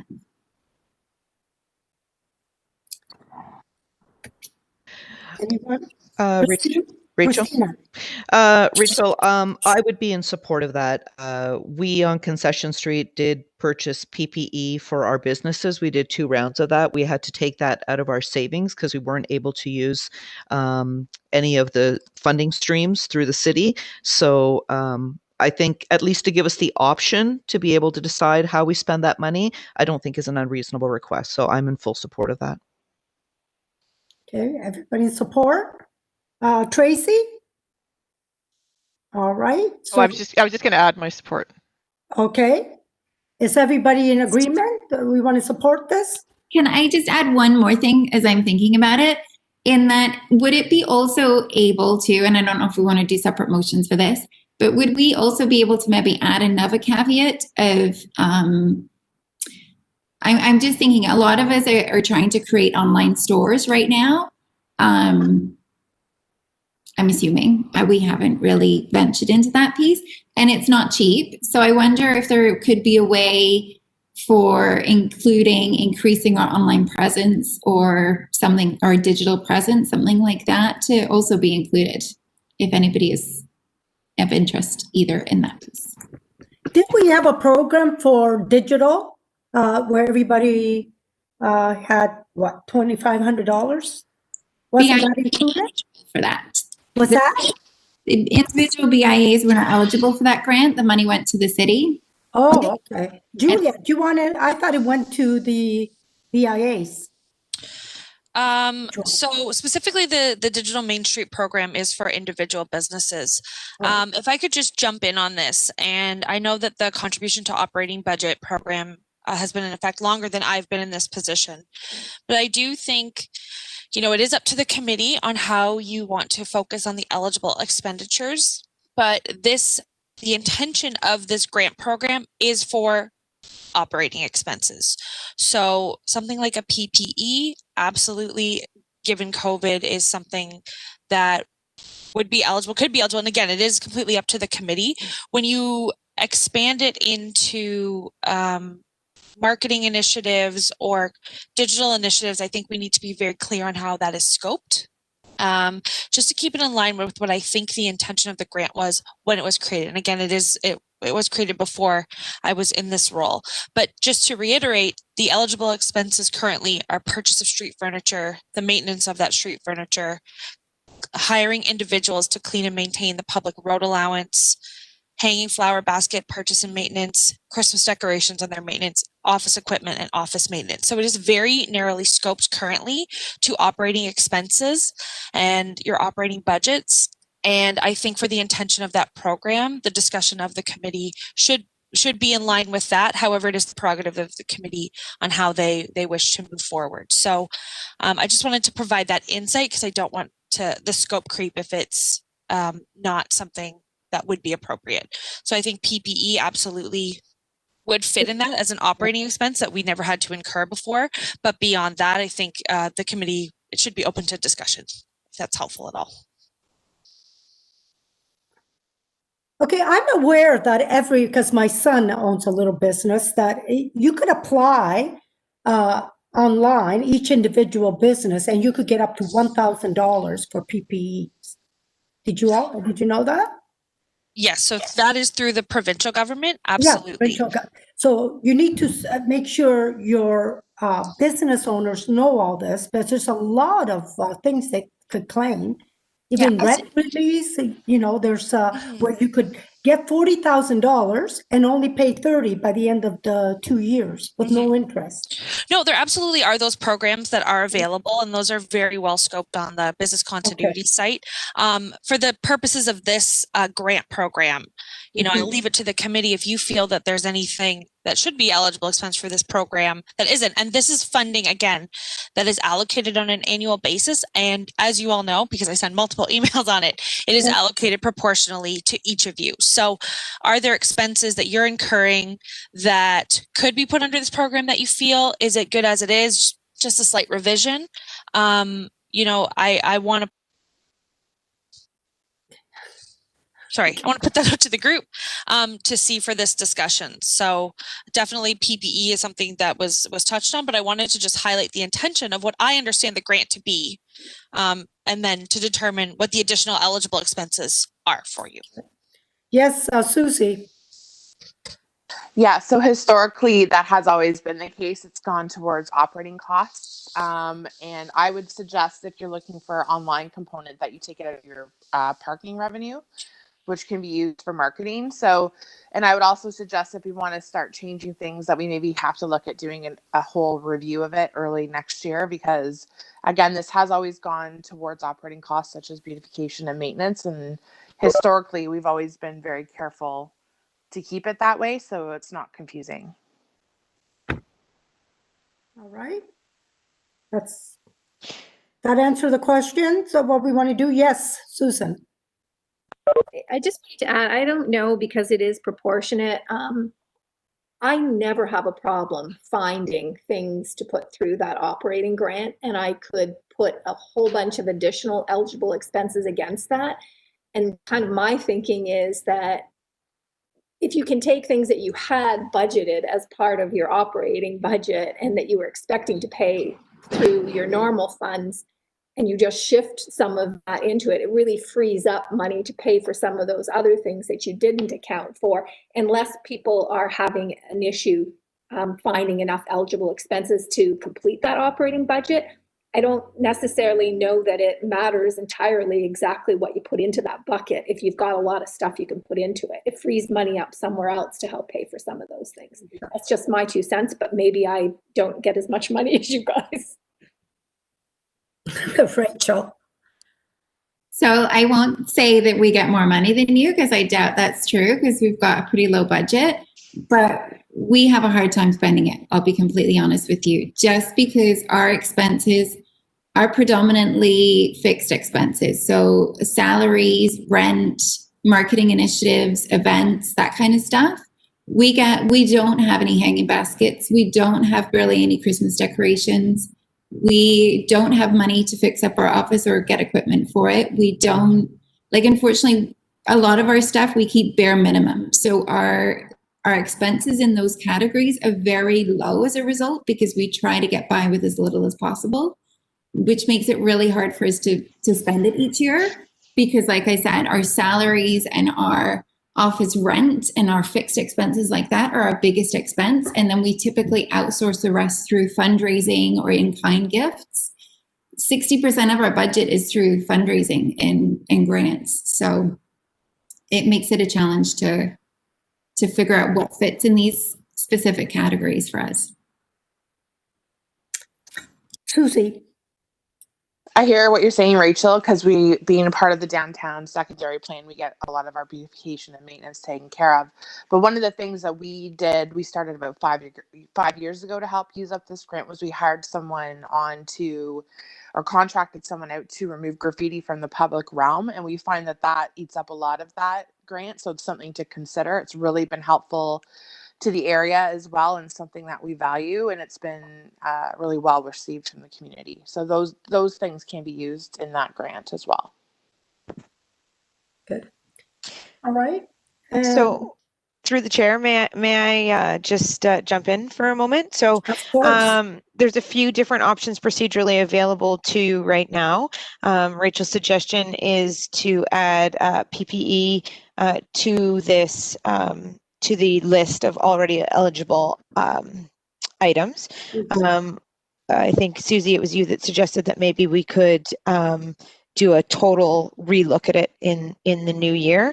So we could simply receive the discussion. If Rachel wanted to put forward a motion to include PPE, if she had a seconder for that, we could test the will of committee and see if they want to go that way.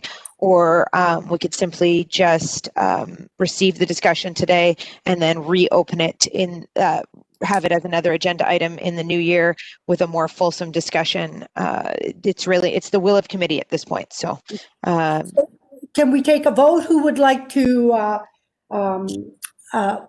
do the motion or postpone it till the, yes, I guess Rachel wants. Okay, Rachel, what do you think?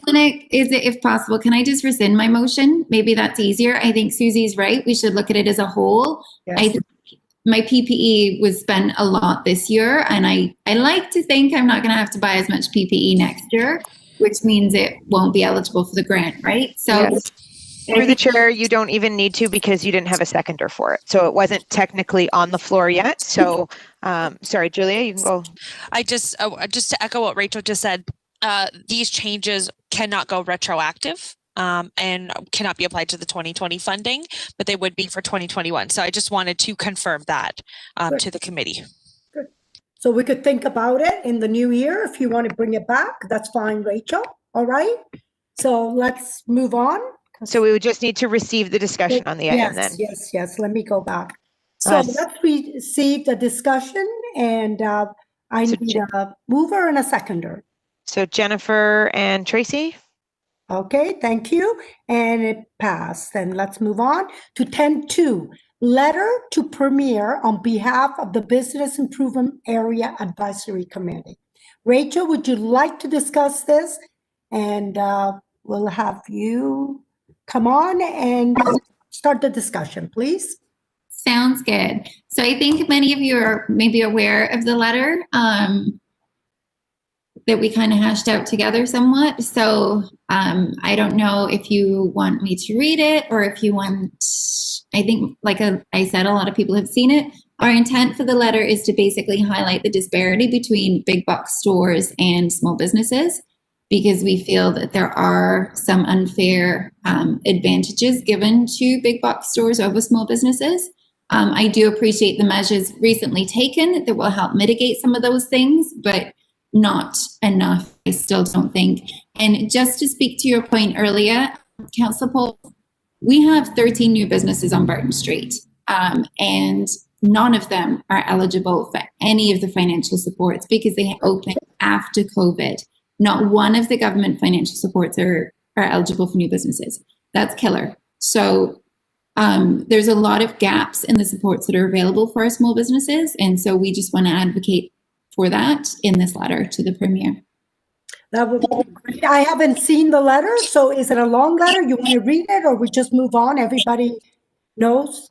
I know the intent. So through the chair, I can share it if you'd like on the screen. Yes, that would be great. So everybody. So, I believe everybody should be able to see that now. Okay, great. Yes. Do you want to read it, Rachel? Yeah. Why don't you read it, Rachel? Sounds good. So I'm just going to start. We understand that times are unprecedented, and we are very grateful for how the government has stepped up to protect the safety of Canadians, along with creating programs to assist with support businesses, especially Digital Main Street. The decisions you are making each day are challenging, and we are sure you are being pulled in many different directions with no rule book on which to follow. We appreciate you regularly mentioning supporting the small business owners. We are writing with regards to the restrictions imposed on small businesses in the COVID-19 response framework, and more specific to business improvement areas that pay an extra tax levy so they can have proper collective cohesion and representation, especially important during times like this. As you know, in Hamilton, we are now in the red stage because the changing formula and the rising numbers. This means increased restrictions to our small businesses, while the large corporately owned big box stores, malls, and casinos are still able to operate seemingly without impact. We were concerned at the shocking way Hamilton moved from yellow to red, apparently catching even our public health officials off guard. We are concerned that we may soon go into lockdown stage with similar notice. Virtually all of our small businesses are complying and following all of the guidelines, spending and borrowing to cover required PPE expenses and other necessities to operate with restrictions. We simply ask to consider the value of small businesses when deciding next steps. We appreciate having a Premier who understands and supports small businesses. We urge you to please create a level playing field so that our small independent Canadian businesses and BIAs who reinvest their profits back into the local economy survive. Malls, big box stores, and casinos should see the same restrictions imposed upon them. If a local retailer is unable to sell books in person, why should a big box store be allowed to? We appreciate your support for our homegrown businesses who are not only rooted in this community, but also nourish it and add greatly to the tax foundation of this economy. If small business does not survive COVID-19, then the hearts of our cities will be severely impacted, and it will not be the Canada that has historically encouraged entrepreneurship and investment in business. Please keep our small businesses, the heart of the Ontario economy, in your heart and mind while making these decisions. We appreciate your consideration and compassion. Wonderful. And Rachel, did you write that? No, I cannot take credit. It was a collaborative effort. Great. Input from amazing other BIA executives who are talented. Very well done. And I want to tell you, I think Toronto, that's the big talk now. All the small business are against the government saying, give us a chance to survive. Whoever wrote that, that's wonderful. Thank you. All right, so we will. Through the chair, sorry to interrupt. So what we can do is, if Rachel wanted to move it and if there was someone willing to second, we can put it forward as a motion that the mayor of the city of Hamilton send a letter to the Premier of Ontario on behalf of the Business Improvement Area Advisory Subcommittee, attaches Appendix B, respecting the COVID-19 response framework, keeping Ontario safe and open, and the impact it has on small businesses and business improvement areas. I would love to second that. Okay, perfect. Or if I can. So Rachel is moving, and then Councillor Paul's you're seconding? Yes. Excellent. And then you'll just need to do a vote to see if everyone's in favor. Everybody in favor? Anybody oppose? It's easier that way. Okay. And Great. it passes. Thank you. All right, 11 motions. 11.1 Barton Village Business Improvement Area Expenditure Request. Rachel, would you like to introduce your motion? Sure. You guys are going to be fed up of hearing my voice soon. We love hearing it. So my motion is that the expenditure request from the Barton Village BIA in the amount of... Sorry to interrupt. We'll need a seconder there, Rachel. Yes, sorry. I think Heidi or Tracy, if that's okay, please. Thank you, guys. Excellent. Thank you.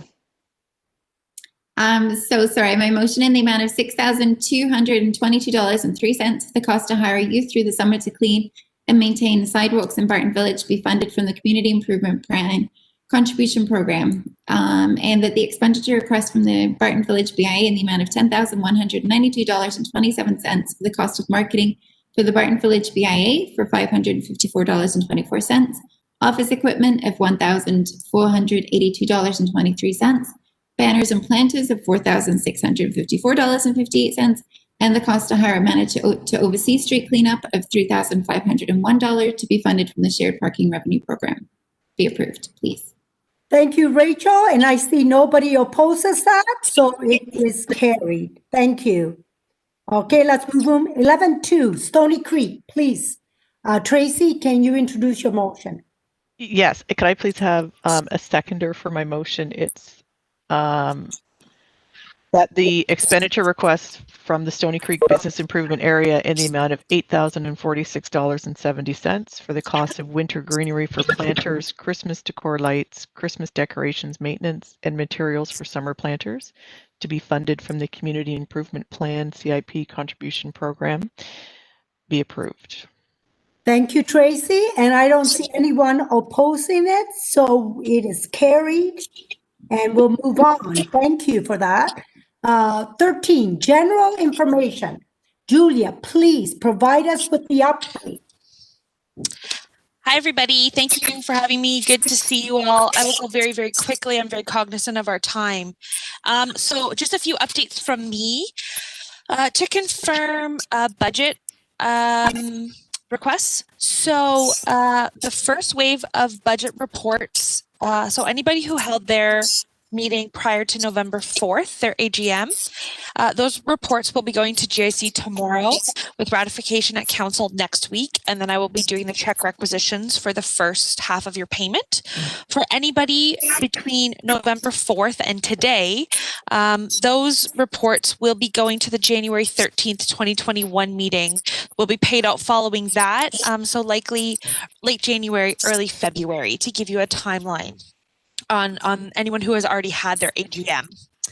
A reminder that the Christmas grant submissions are due by January 6th. I cannot extend beyond that date. So if you have expenses or invoices, please send them to me now. Thank you to those who have already submitted. And a reminder that if you're doing any advertising for the pre-Christmas free parking, you can send any receipts to Debbie Mayo, and I can provide her contact again in Hamilton Municipal Parking System, and they will issue a $200 credit to offset those costs as well. And those submissions are also due on January 6th. Tomorrow is the last General Issues Committee of the year. It is always a packed agenda, but one of the most important things on that agenda tomorrow is the Mayor's Task Force on Economic Recovery Report and Action Plan. This is a 54-page report with over 100 actions. And working group number 1, which is small business, main streets, and not-for-profits, really focuses on our group. And Carrie was our representative on that task force. Thank you, Carrie, for sitting around that table. So I encourage everyone to read that report. And if you have some time, listen to the discussion at council, because I think it's going to be a very robust discussion. There will be a presentation from the chair of the Economic Recovery Task Force. So really important report going forward tomorrow. I wanted to confirm with everybody at our January meeting, I will be inviting Shelley and Isabella from City of Hamilton Accounting Services, as we do normally in January, to talk about the audits for our 2020 books. We'll likely have KPMG attending as well. I know there is some feedback from some of you. Think ahead, discuss some items, or if you wanted to send me some questions ahead of time, I can distribute it out to the folks who will be attending so that they can comment on those, but we'll talk about what the process for next year will look like, given that most of us are working remotely, continuing to do that. If you have any agenda ideas or any topics for upcoming advisory committee meetings, please let me know. It was very timely today to have Dr. Sider, Alyssa, Kelly, and Kelly attend to provide the COVID-19 updates, and we can continue to do that and share that if that the committee feels that it is appropriate and that's what you'd like to hear. A reminder, and more information will come on this, we are planning to conduct an employment survey in Q1 of 2021. We are scoping that right now, and we are working with McMaster. I will keep you all up to date on that information, and it will be shared with you as we collect the data and as we engage with your businesses. We will keep you in the loop on that. It'll mostly be electronic and phone engagement, but I did want to confirm with you, we are moving forward and scoping what that project is going to look like. It's not our traditional employment survey. It's a separate combination of employment, vacancy, and COVID impact. So there's multiple folks on my team, and we're working together on that. Really quickly, I was on Chamber TV last week. I think it's online now. If you'd like to watch it, I talked about small businesses and shared some of the initiatives that you guys are working on. And I had emailed last week that Judy Lamb, my manager, was going to be on CHML. I think it was last Thursday.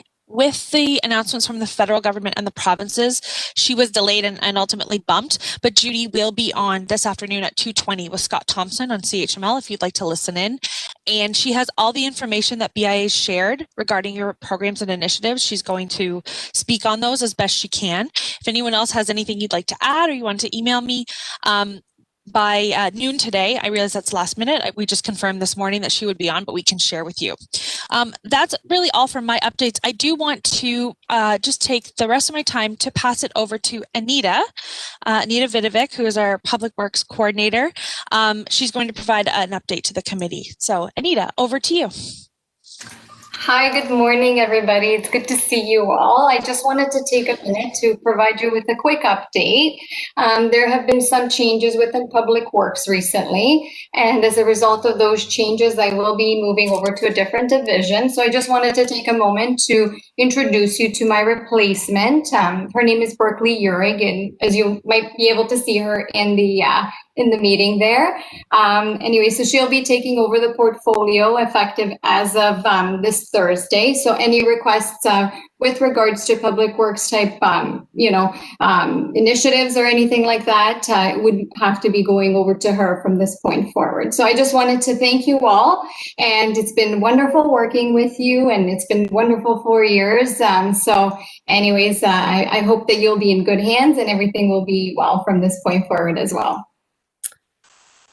Thank you, Anita. So, boy, there's a lot of moving around parts in Hamilton. We're all doing different jobs, but welcome. Berkeley, how do you pronounce your last name? Or Urig. Urig? Urig, yeah. Okay, so thank you, Berkeley, and thank you, Anita. So, thank you. Thank you. So we're going to go back here and, oh, I got the wrong one. Okay, now we need to receive Julia's update. Can I have a mover and a seconder, please? Susie and Susan or Lisa. Thank you very much. And I see nobody opposed, so it's carried. We're going to go to statement by members, and I would like to invite the BIA members to provide us with an update. We're going to start with, I guess, Jennifer. I'll go through Jennifer, please. Yeah. Takes a second to get off of mute. Okay. Yeah, we are winding down for the year and obviously trying to get through everything here with COVID. So happily with our AGM in the rear view mirror, we also wrapped up, did a unique lighting for our tree lighting for the first time, having everybody empty and filming that. But with the team at the generator, hopefully a lot are able to view the trees going on. It was also really nice to be able to highlight the team of gentlemen that do the work for us every year at Parks West and give them a little bit of a kudos. So it was different, but it was nice to be able to shine a light on them as well. Our drive-through Santa was a success, working with the team at Ancaster Heritage Days and doing that all for the benefit of our Ancaster Community Services. Unfortunately, not to be able to have it within the BIA, but it was still nice to see the Heritage Days Committee be able to put that on for the community in general. And that's really it as we continue to try and get through the next few weeks of shopping season and keeping everyone safe and being able to stay open for the next few weeks.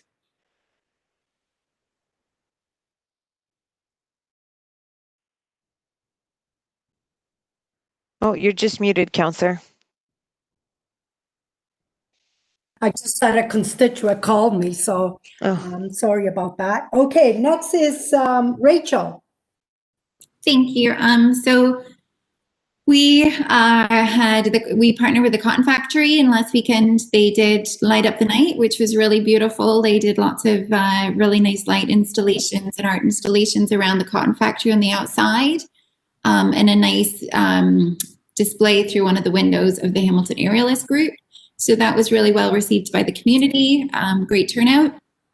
Then on December 21st at Westinghouse, there's a local arts group too that are doing a light show with images and so forth from the Westinghouse at the Westinghouse building. So we're really excited for that one. Through the month of December, we've been doing an advent calendar in our social media. So each day we share an idea of where you can get a local Christmas gift from a local business. And we're encouraging people to take part. And if they do, they get a chance to win a gift basket from the local stores. That's been going really well. We have 13, as I mentioned earlier, 13 new businesses open since COVID, which has been fantastic. We know they are struggling because they do not have access to the supports like most. But they're all, so far, the ones in RBA are doing really well, which we're excited about. Some of them have completely pivoted. We had a bar that opened, was planning to open way before COVID. Obviously, COVID hits. They've completely pivoted and are now doing brunch as opposed to being a bar. So that's, just shows the caliber of our amazing entrepreneurs in Hamilton, that they not only have the ability to keep up with all the COVID requirements, but they also have the ability to completely pivot their business to be successful still. So kudos to them, along with so many others that I won't go into. And then last but not least, we have our AGM tonight. Yay! Thank you. I hope it's fun. Okay. Christina. There we go. Yep. There we go. I'm unmuted. Okay, so we as well had our AGM. It went off without a hitch, so it's nice to have that in the rearview mirror.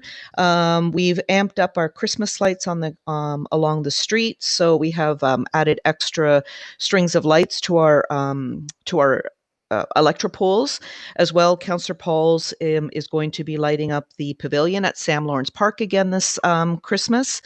So we're excited that that's going to be happening.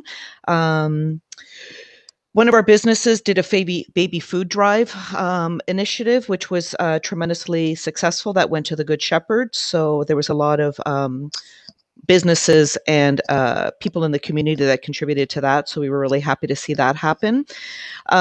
We are running our Home for the Holidays promotional campaign on social media. So starting December 1st all the way until Christmas Eve, we'll be posting different promotions, sales and giveaways that our different businesses are going to be doing. We are thrilled that the Dirty South restaurant has finally opened their doors at 590 Concession Street. The space is gorgeous. Unfortunately, because of limitations of people inside and the amount of curbside pickup, takeout orders, and third-party delivery services that are constantly going out that door, they have decided to keep the restaurant sit-down portion of their restaurant closed for the time being. But hopefully, in the foreseeable future, we will be able to have that beautiful sit-down restaurant for our community. And also really excited to announce that the concession BIA is officially on TikTok. Yay! So we're reaching out to a whole new demographic with TikTok. It's a whole new monster. It's a huge learning curve, but we're having a lot of fun with it. And can't believe this, and I'm not even sure how the heck it happened, but we posted a TikTok video for Candy Works, and it's gotten over 113,000 views. I don't even know how that happened. Again, it's a learning curve with this new social media platform. But the nice thing about that is anybody that we're reaching on TikTok for sure is not on Facebook, Twitter, or Instagram. So it's just broadening our reach with that. And then finally, the last thing that we're doing on social media, we're doing a campaign putting the faces, the families behind the businesses. We're doing a profile on all of the families for each of our businesses, and we're posting one a day from now until we go through all of them. So keeping ourselves busy and planning for 2021. Thank you, Christina. And I love working with you on construction to make it go. I love Concession Street. So thank you. All right. I think next is Carrie. Hello. So on Friday, we did our first virtual tree lighting for the Children's Fund Tree of Hope. We had a pre-recorded concert done by Sonic Onion and then a live tree lighting. It was well received. It was going to be played on Cable 14 numerous times over the holiday season. So it is, if you missed it, you have a chance to see it again. What was nice is that I never get to actually see the aerial view down King Street, and it was stunning. Like, it really did showcase our downtown well. We've been doing feature Fridays on social media and then a blog series on how our businesses have been adapting to COVID on Wednesdays, and those have both been really well received and get really great traction. Not as much traction as posting a picture of a Christmas ornament, but that one, picture of the Gore Park and the Christmas ornament, we will always get lots of love. We are looking forward to, we've worked with Surprise Hamilton to do a couple pop-up art pieces that will be put in December and then into January. Our hope is to do like a walking tour so that people can come down and go outside and just kind of find things to beat the winter pause by looking at some fun and different projects. And lastly, I mean, right now we're feeling the effects of less people working downtown. So that is still an issue. And you can see it's been a lot quieter the last few weeks. We kind of had a little bit of a ramp up there where we had a lot more people coming to work, which was nice. But we really are feeling that effect of not having as many people working downtown. So that's something that is really going to be a concern over the winter months. And other than that, we're moving along. Thank you. Thank you, Carrie. We're going to move on to Lisa. Is Lisa here? I'm here. Good morning, everyone. Okay. Moving along. I like that, Carrie. It's exactly what we're all just trying to do, right? Just move along. Updates for downtown Dundas. Our tree lighting. It was its 106th year, and it was also virtual. The counselor's office posted it, and we gave it a share. I was there when they filmed it. It's kind of sad. There was a couple lucky little girls who happened to be going to the bank when it was happening, and they figured out what was going on and they hung around and watched it light up. But yeah, we have our Dickens of a Christmas going on. It is definitely a 2020 version of Dickens of a Christmas. When the tree lighting was virtual, our Santa visits are virtual. You have to book an appointment and then get on a Zoom call with Santa. This weekend, I think most of the appointments are booked up. I might have to open up a couple or start earlier. Lots left the last weekend of it's the 19th, 20th, I believe. And although we are all decorated, our wreaths are up, our greenery is up, the King Street looks great. The 2020 version is just add a lineup of people outside most of the stores, all wearing masks. And there you go. It's a 2020 Dickens of a Christmas. We have a Dickens of a giveaway going on, like so many of you do. It's a gift card giveaway. It was very ambitious of us to start it and get everybody in by Christmas, but it's working. So, and it's gaining a lot of support. I watched the media release on YouTube. I don't know if anyone did, about the December 4th one, about the additional requirements of our businesses in Hamilton. My biggest takeaway from watching that media release, and if you haven't, just scroll to the end to the media questions. My takeaway was that the virus transmission is not happening. They're not seeing it between business and consumer. They're seeing the spread in a socialization. So we're doing a good job. Let's keep up our communication to our members and keep it that way so that Hamilton can keep saying that they aren't seeing a transmission between businesses and consumers. My biggest confusion for my members from these additional requirements by the city is most of them are struggling with the checklist, the questionnaire. To the point of someone actually said, well, then I'll just only schedule one employee. I'll only put one person out, and then I just have to put it on the door. I don't have to pay someone to stand at the door and ask the question. So little bit of a negative impact on that. I'll be talking to my members more about it because I ran into a couple other things, a couple other questions. So I'll be staying on top of how they're dealing with Hamilton's new requirements. And as I started, we're just trying to move along. I don't know if anyone else does seat applications, but they are open, and they're requiring a COVID safety plan. And I think our due date is January 29th. So got a lot of work to do once I get through Christmas. But like Carrie said, moving along. And that's it from me. Thank you, Lisa.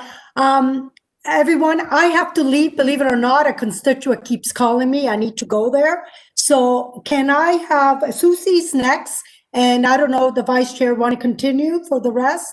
Angela? Sorry, Counselor, I just was muted there. Maybe someone that's already said their statements could take over the chair. So Maybe, the next is Susie, and then I need to go. I'm so sorry. yeah, no problem. Maybe Jennifer or Rachel or Christina, one of you wouldn't mind taking over the chair? Okay, thank you, Okay, Rachel. great. We'll take Okay, it. great. And Thank Merry you. Christmas to all, and all the best, and we love you all. Thank you. Bye.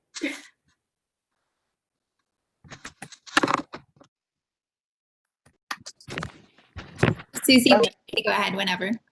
Okay.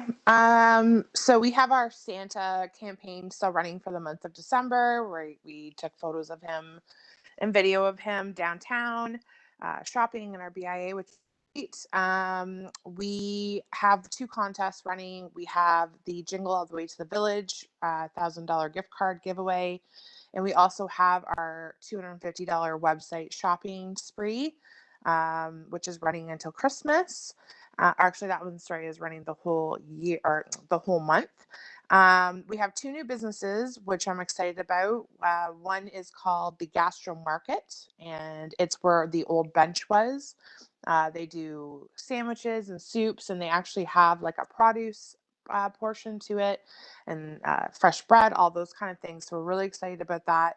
And there's a new clothing store called SRL that's moved in as well. So nice to see some new businesses opening up.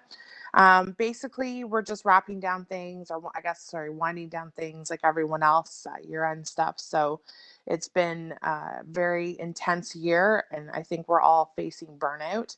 I'm not sure if Anita's still on the call, but I did want to thank Anita for her years of work with us. I know every time I needed something, she was quite receptive to that, and welcome Berkeley as well. And just wanted to wish you all a Merry Christmas. Thanks very much, Susie. Thanks, Susie. And I will second that. Thank you so much, Anita. You've been wonderful to work with. So thank you. I don't have a list of alphabetical BIAs, so I'm totally going to fail at following the right order and just totally put everyone in a surprise mode. So, Susan from Waterdown, would you like to go next? Thank you, Rachel. Just a couple quick things. We did have 3 businesses unfortunately close within the last couple of weeks, but we do still have some new ones coming in. So it's not all terrible, but we do have a couple of others that are on my watch list that I don't think will make it through the next few months. So that's very sad to see. One of them being a very great new business, the Family Room, that just opened a year ago, that created a wonderful space for families. And with the COVID restrictions, they just were not able to continue to operate. And so they've closed in the last 2 weeks. We had over 60 prizes that we were giving away from our Scarecrow Walk. We're down to 5. So it's been nice to finally see that clearing off of our boardroom table. And we've started a new little snowman scavenger hunt to get people out to look at our business windows and hopefully visit some of them. We have an online holiday gift guide, and we'll be doing Christmas posts between now and Christmas. We ran a video for our tree lighting. We included 25 of our businesses in that video. We made a real connection between what the businesses do for the community and their needs. And we've been really excited to see that video take off organically for us. It was a 5-minute video that has 13,000 views, which is pretty high for that long of a video for us. It's been shared 150 times, and it's still growing organically. So we were happy to kind of take an unusual approach to our tree lighting, but turn it into something positive. We our AGM, first time doing that virtually, was a bit of a learning curve, but it went off without a hitch as well. I do have 2 questions. I was trying to ask Anita one last one before you're off. Our poster kiosk landed in our community. I'm not quite sure when, because it's on the other side of the town. Whose responsibility is that? Is that ours to maintain that in terms of taking down expired posters and kind of making sure that whatever is posted on it is appropriate? I'm not sure what the responsibilities are there. So in terms of the postering, it does get cleaned once a month. So that's kind of the maintenance aspect of it. But in terms of postering, I think it would be the responsibility of the owner, whoever put it up, to take it down, unless, you know, at the end of the month when the kiosks get cleaned, then at that point in time, it would be taken down, and the responsibility of the owner to reapply it or put an updated one. It's meant to be a board for the community to put any information on there. So, you know, it's kind of at their discretion on how they use it. Okay, thank you. Thank you for that. You're welcome. Echoing what everybody else said, we'll miss you. Thank you very much. And then we've talked a little bit about film as this committee. I've had another filming that was taking place yesterday morning that I stumbled across in my BIA. I approached them.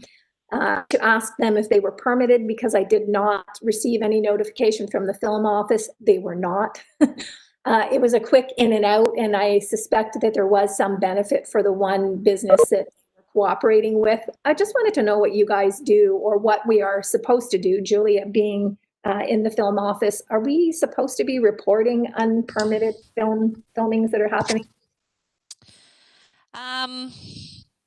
Yes. I mean, ultimately, everybody should be going through the film office. We will have the film office attending a meeting early next year, and these are things that we can highlight. And I can, on a sidebar, connect you with them, Susan, to discuss that. But yes, if there's any filming happening in your BIA and it is disruptive, please let the film office know so that they can follow up with these productions and ensure that they're not pushing the rules, that if they're utilizing municipal property, they're doing so with permission, that they have insurance. So realistically, we do want to know and engage every film company with the film office. Of course, live news segments are not film permitted, but anything beyond that, it's not an overly strenuous process for any production company. So it would be great to connect them with Kim, Sarah, and Jen over at the film office for follow-up. And on a sidebar, I can connect you with them right after this meeting to just follow up on that so they can maybe investigate.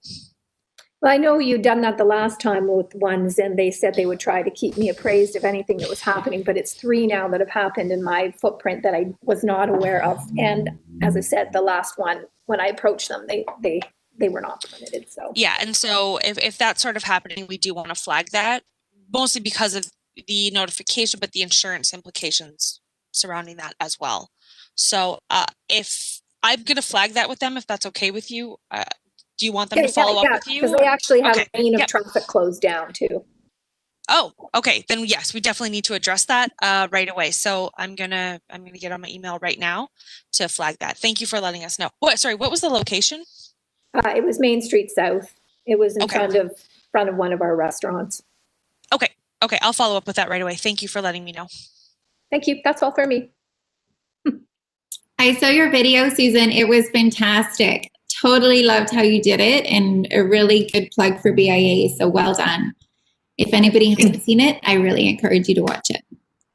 Thank you. Next, let's go with Heidi. Hello. Yeah, we had a film crew last week too, and they were instructing people to remove their masks, and it was a debacle. They were pushing a lot of rules, and the film office was very, very responsive, very, very quick to work with that film crew. So that was good. We have our AGM coming up in January. We have 2 new businesses on the street, a modern design studio, which is going to run some very small workshops and be sort of where you can see samples of high-end stuff, I think, and then order it. I haven't really gone in there yet. And then Sushi Azuki, which we're happy to have some new food on the street. We're working on our Christmas lights and decor. And then some social media contests like all of you guys are talking about. I find it very hard to determine what actually works when it comes to social media for bringing people to the street, because I think a lot of people are engaging with social media from home, but is that actually translating to them coming to our stores? And I find that so difficult to read. I don't know if you guys feel the same way. Yes, it might have engagement, but are they still just online and then shopping at Amazon? I have no idea. But we did create a little flat Santa, which I'll show up here, which is just a Santa affixed to a bench. And people are having a lot of fun. And then we know that they're actually on our street because they have to take the picture there. So that has probably been the biggest thrill of December. We tried a late night retail shopping where we got as many of our retailers to agree to be open later on the same night of the week, because so many people complain, well, you're always open at different times. I can't get there after work. And it didn't, I mean, we only had one Thursday so far. We've got a couple Thursdays coming up that we're going to do it. I'm hoping for better participation and momentum, just because people are shopping. Saturdays have lines, all masked, all distanced. It'd be nice to space that out for our retailers so that they're not so inundated on one day of the week, that we can, give shoppers another opportunity. But I don't know if that works yet. So I'll maybe get back to you next year. But Merry Christmas, guys, and it's been a year. It's been a year. It sure has. Maggie, Ottawa Street. Hi, everyone. So it seems like it's been a year of planning and unplanning events. So we finally unplanned our last event. I don't know what people are doing for 2021. Like, are you guys announcing event dates? Nobody, not many. No, we're also just staying out of that because it causes a lot of work, and I find it causes like disappointment, right? You're sending those communications, to businesses and members involved. So Maggie, we're doing all the planning, but we're not announcing anything. So if we have to pull the plug, it just doesn't look like this back and forth. Perfect. Yeah, no, that totally makes sense. I've been sort of seeing that looks like to be the case for most things. Also working on just wrapping up our holiday decor on the street. And then just working on, social media marketing initiatives, giveaway contest happening. Nothing really too new. We have a new business that's open, Crown Point Market, which is fantastic. They are so enthusiastic and energetic about opening during all of this, and have really cool plans. They're working with like a lot of local vendors, bread bar, a couple of other places are providing them like their bread and their pastries. So they're doing great, and we're so excited to see them on the street. I'm also expecting baby number 2 very soon. So at the beginning of February. So next meeting, we'll have someone else here with us. So excited. Congratulations. Yeah, thanks. So it hasn't been all bad. So there'll be someone new with me here at the next meeting. And that's it. You really have been busy planning. Congratulations. Thanks. Exciting. So sad that we can't see your baby bump though. Yeah, I know. It's been easy to hide this year. Yeah. Congratulations. Went fast. Thank you. Wow. Tracy. Wow, I don't have anything to top that. Congrats. Just really quickly, I'll be fast, it's getting late. Stony Creek, we put in extra lights thanks to our friends Carrie at downtown Stony Creek, downtown Hamilton. We're using your stars and people love them. We just put them up differently. People are very appreciative.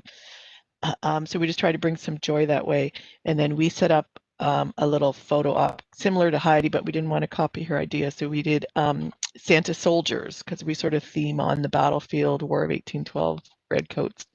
So we've got some soldier photo ops, and we actually have a new food market opening, and we're just working on social media and planning quietly for next year, getting through the season. And then in Westdale, similarly, we put way more lights up this year. People really like it, getting great comments, and doing lots of social media and planning. And we actually had a couple of businesses close, and immediately they were rented, and they're already open to new food places and another food place. So we're becoming quite the food place, and it's interesting because everything's very different. And interestingly enough, we have a sushi guy that's in Stony Creek and Westdale, so it's quite exciting to see. And that's about it. I'll keep it short. Thanks. Awesome. And then wait. Can I add one more thing? I forgot one more thing. And we're doing an ice Santa in Westdale. So we put up a bunch of ice sculptures throughout the village that people like, and we did an ice Santa, and they're actually surviving okay. That's fun. Love it. Heidi had a quick question about baskets and who everyone uses for baskets. If there's any Farms. The city. What was that, Tracy? Sorry, we use Mallard Farms in Westdale. So then we refer them to you. They're actually really good. Yes. And then they are great. Yeah, and in Stony Creek, we don't have the fund, so I plant them myself, and then mallard waters. Oh, wow. Keep it tight and lean.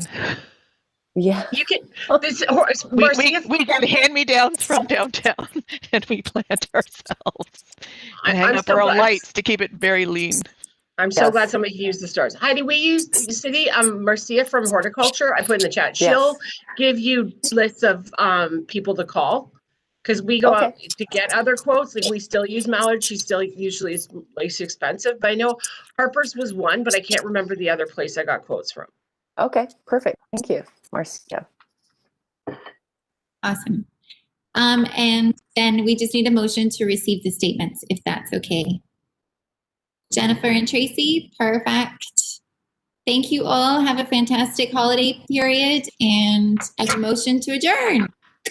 Merry Christmas, everybody. Merry Christmas, everybody. Merry Christmas. Thanks, everyone. Merry Christmas. Happy New Bye, Year. guys. See you in January. Thank you, Angela, Anita, and Julia. Everyone. Thank you. Bye-bye. Have a good one. Bye, Julia.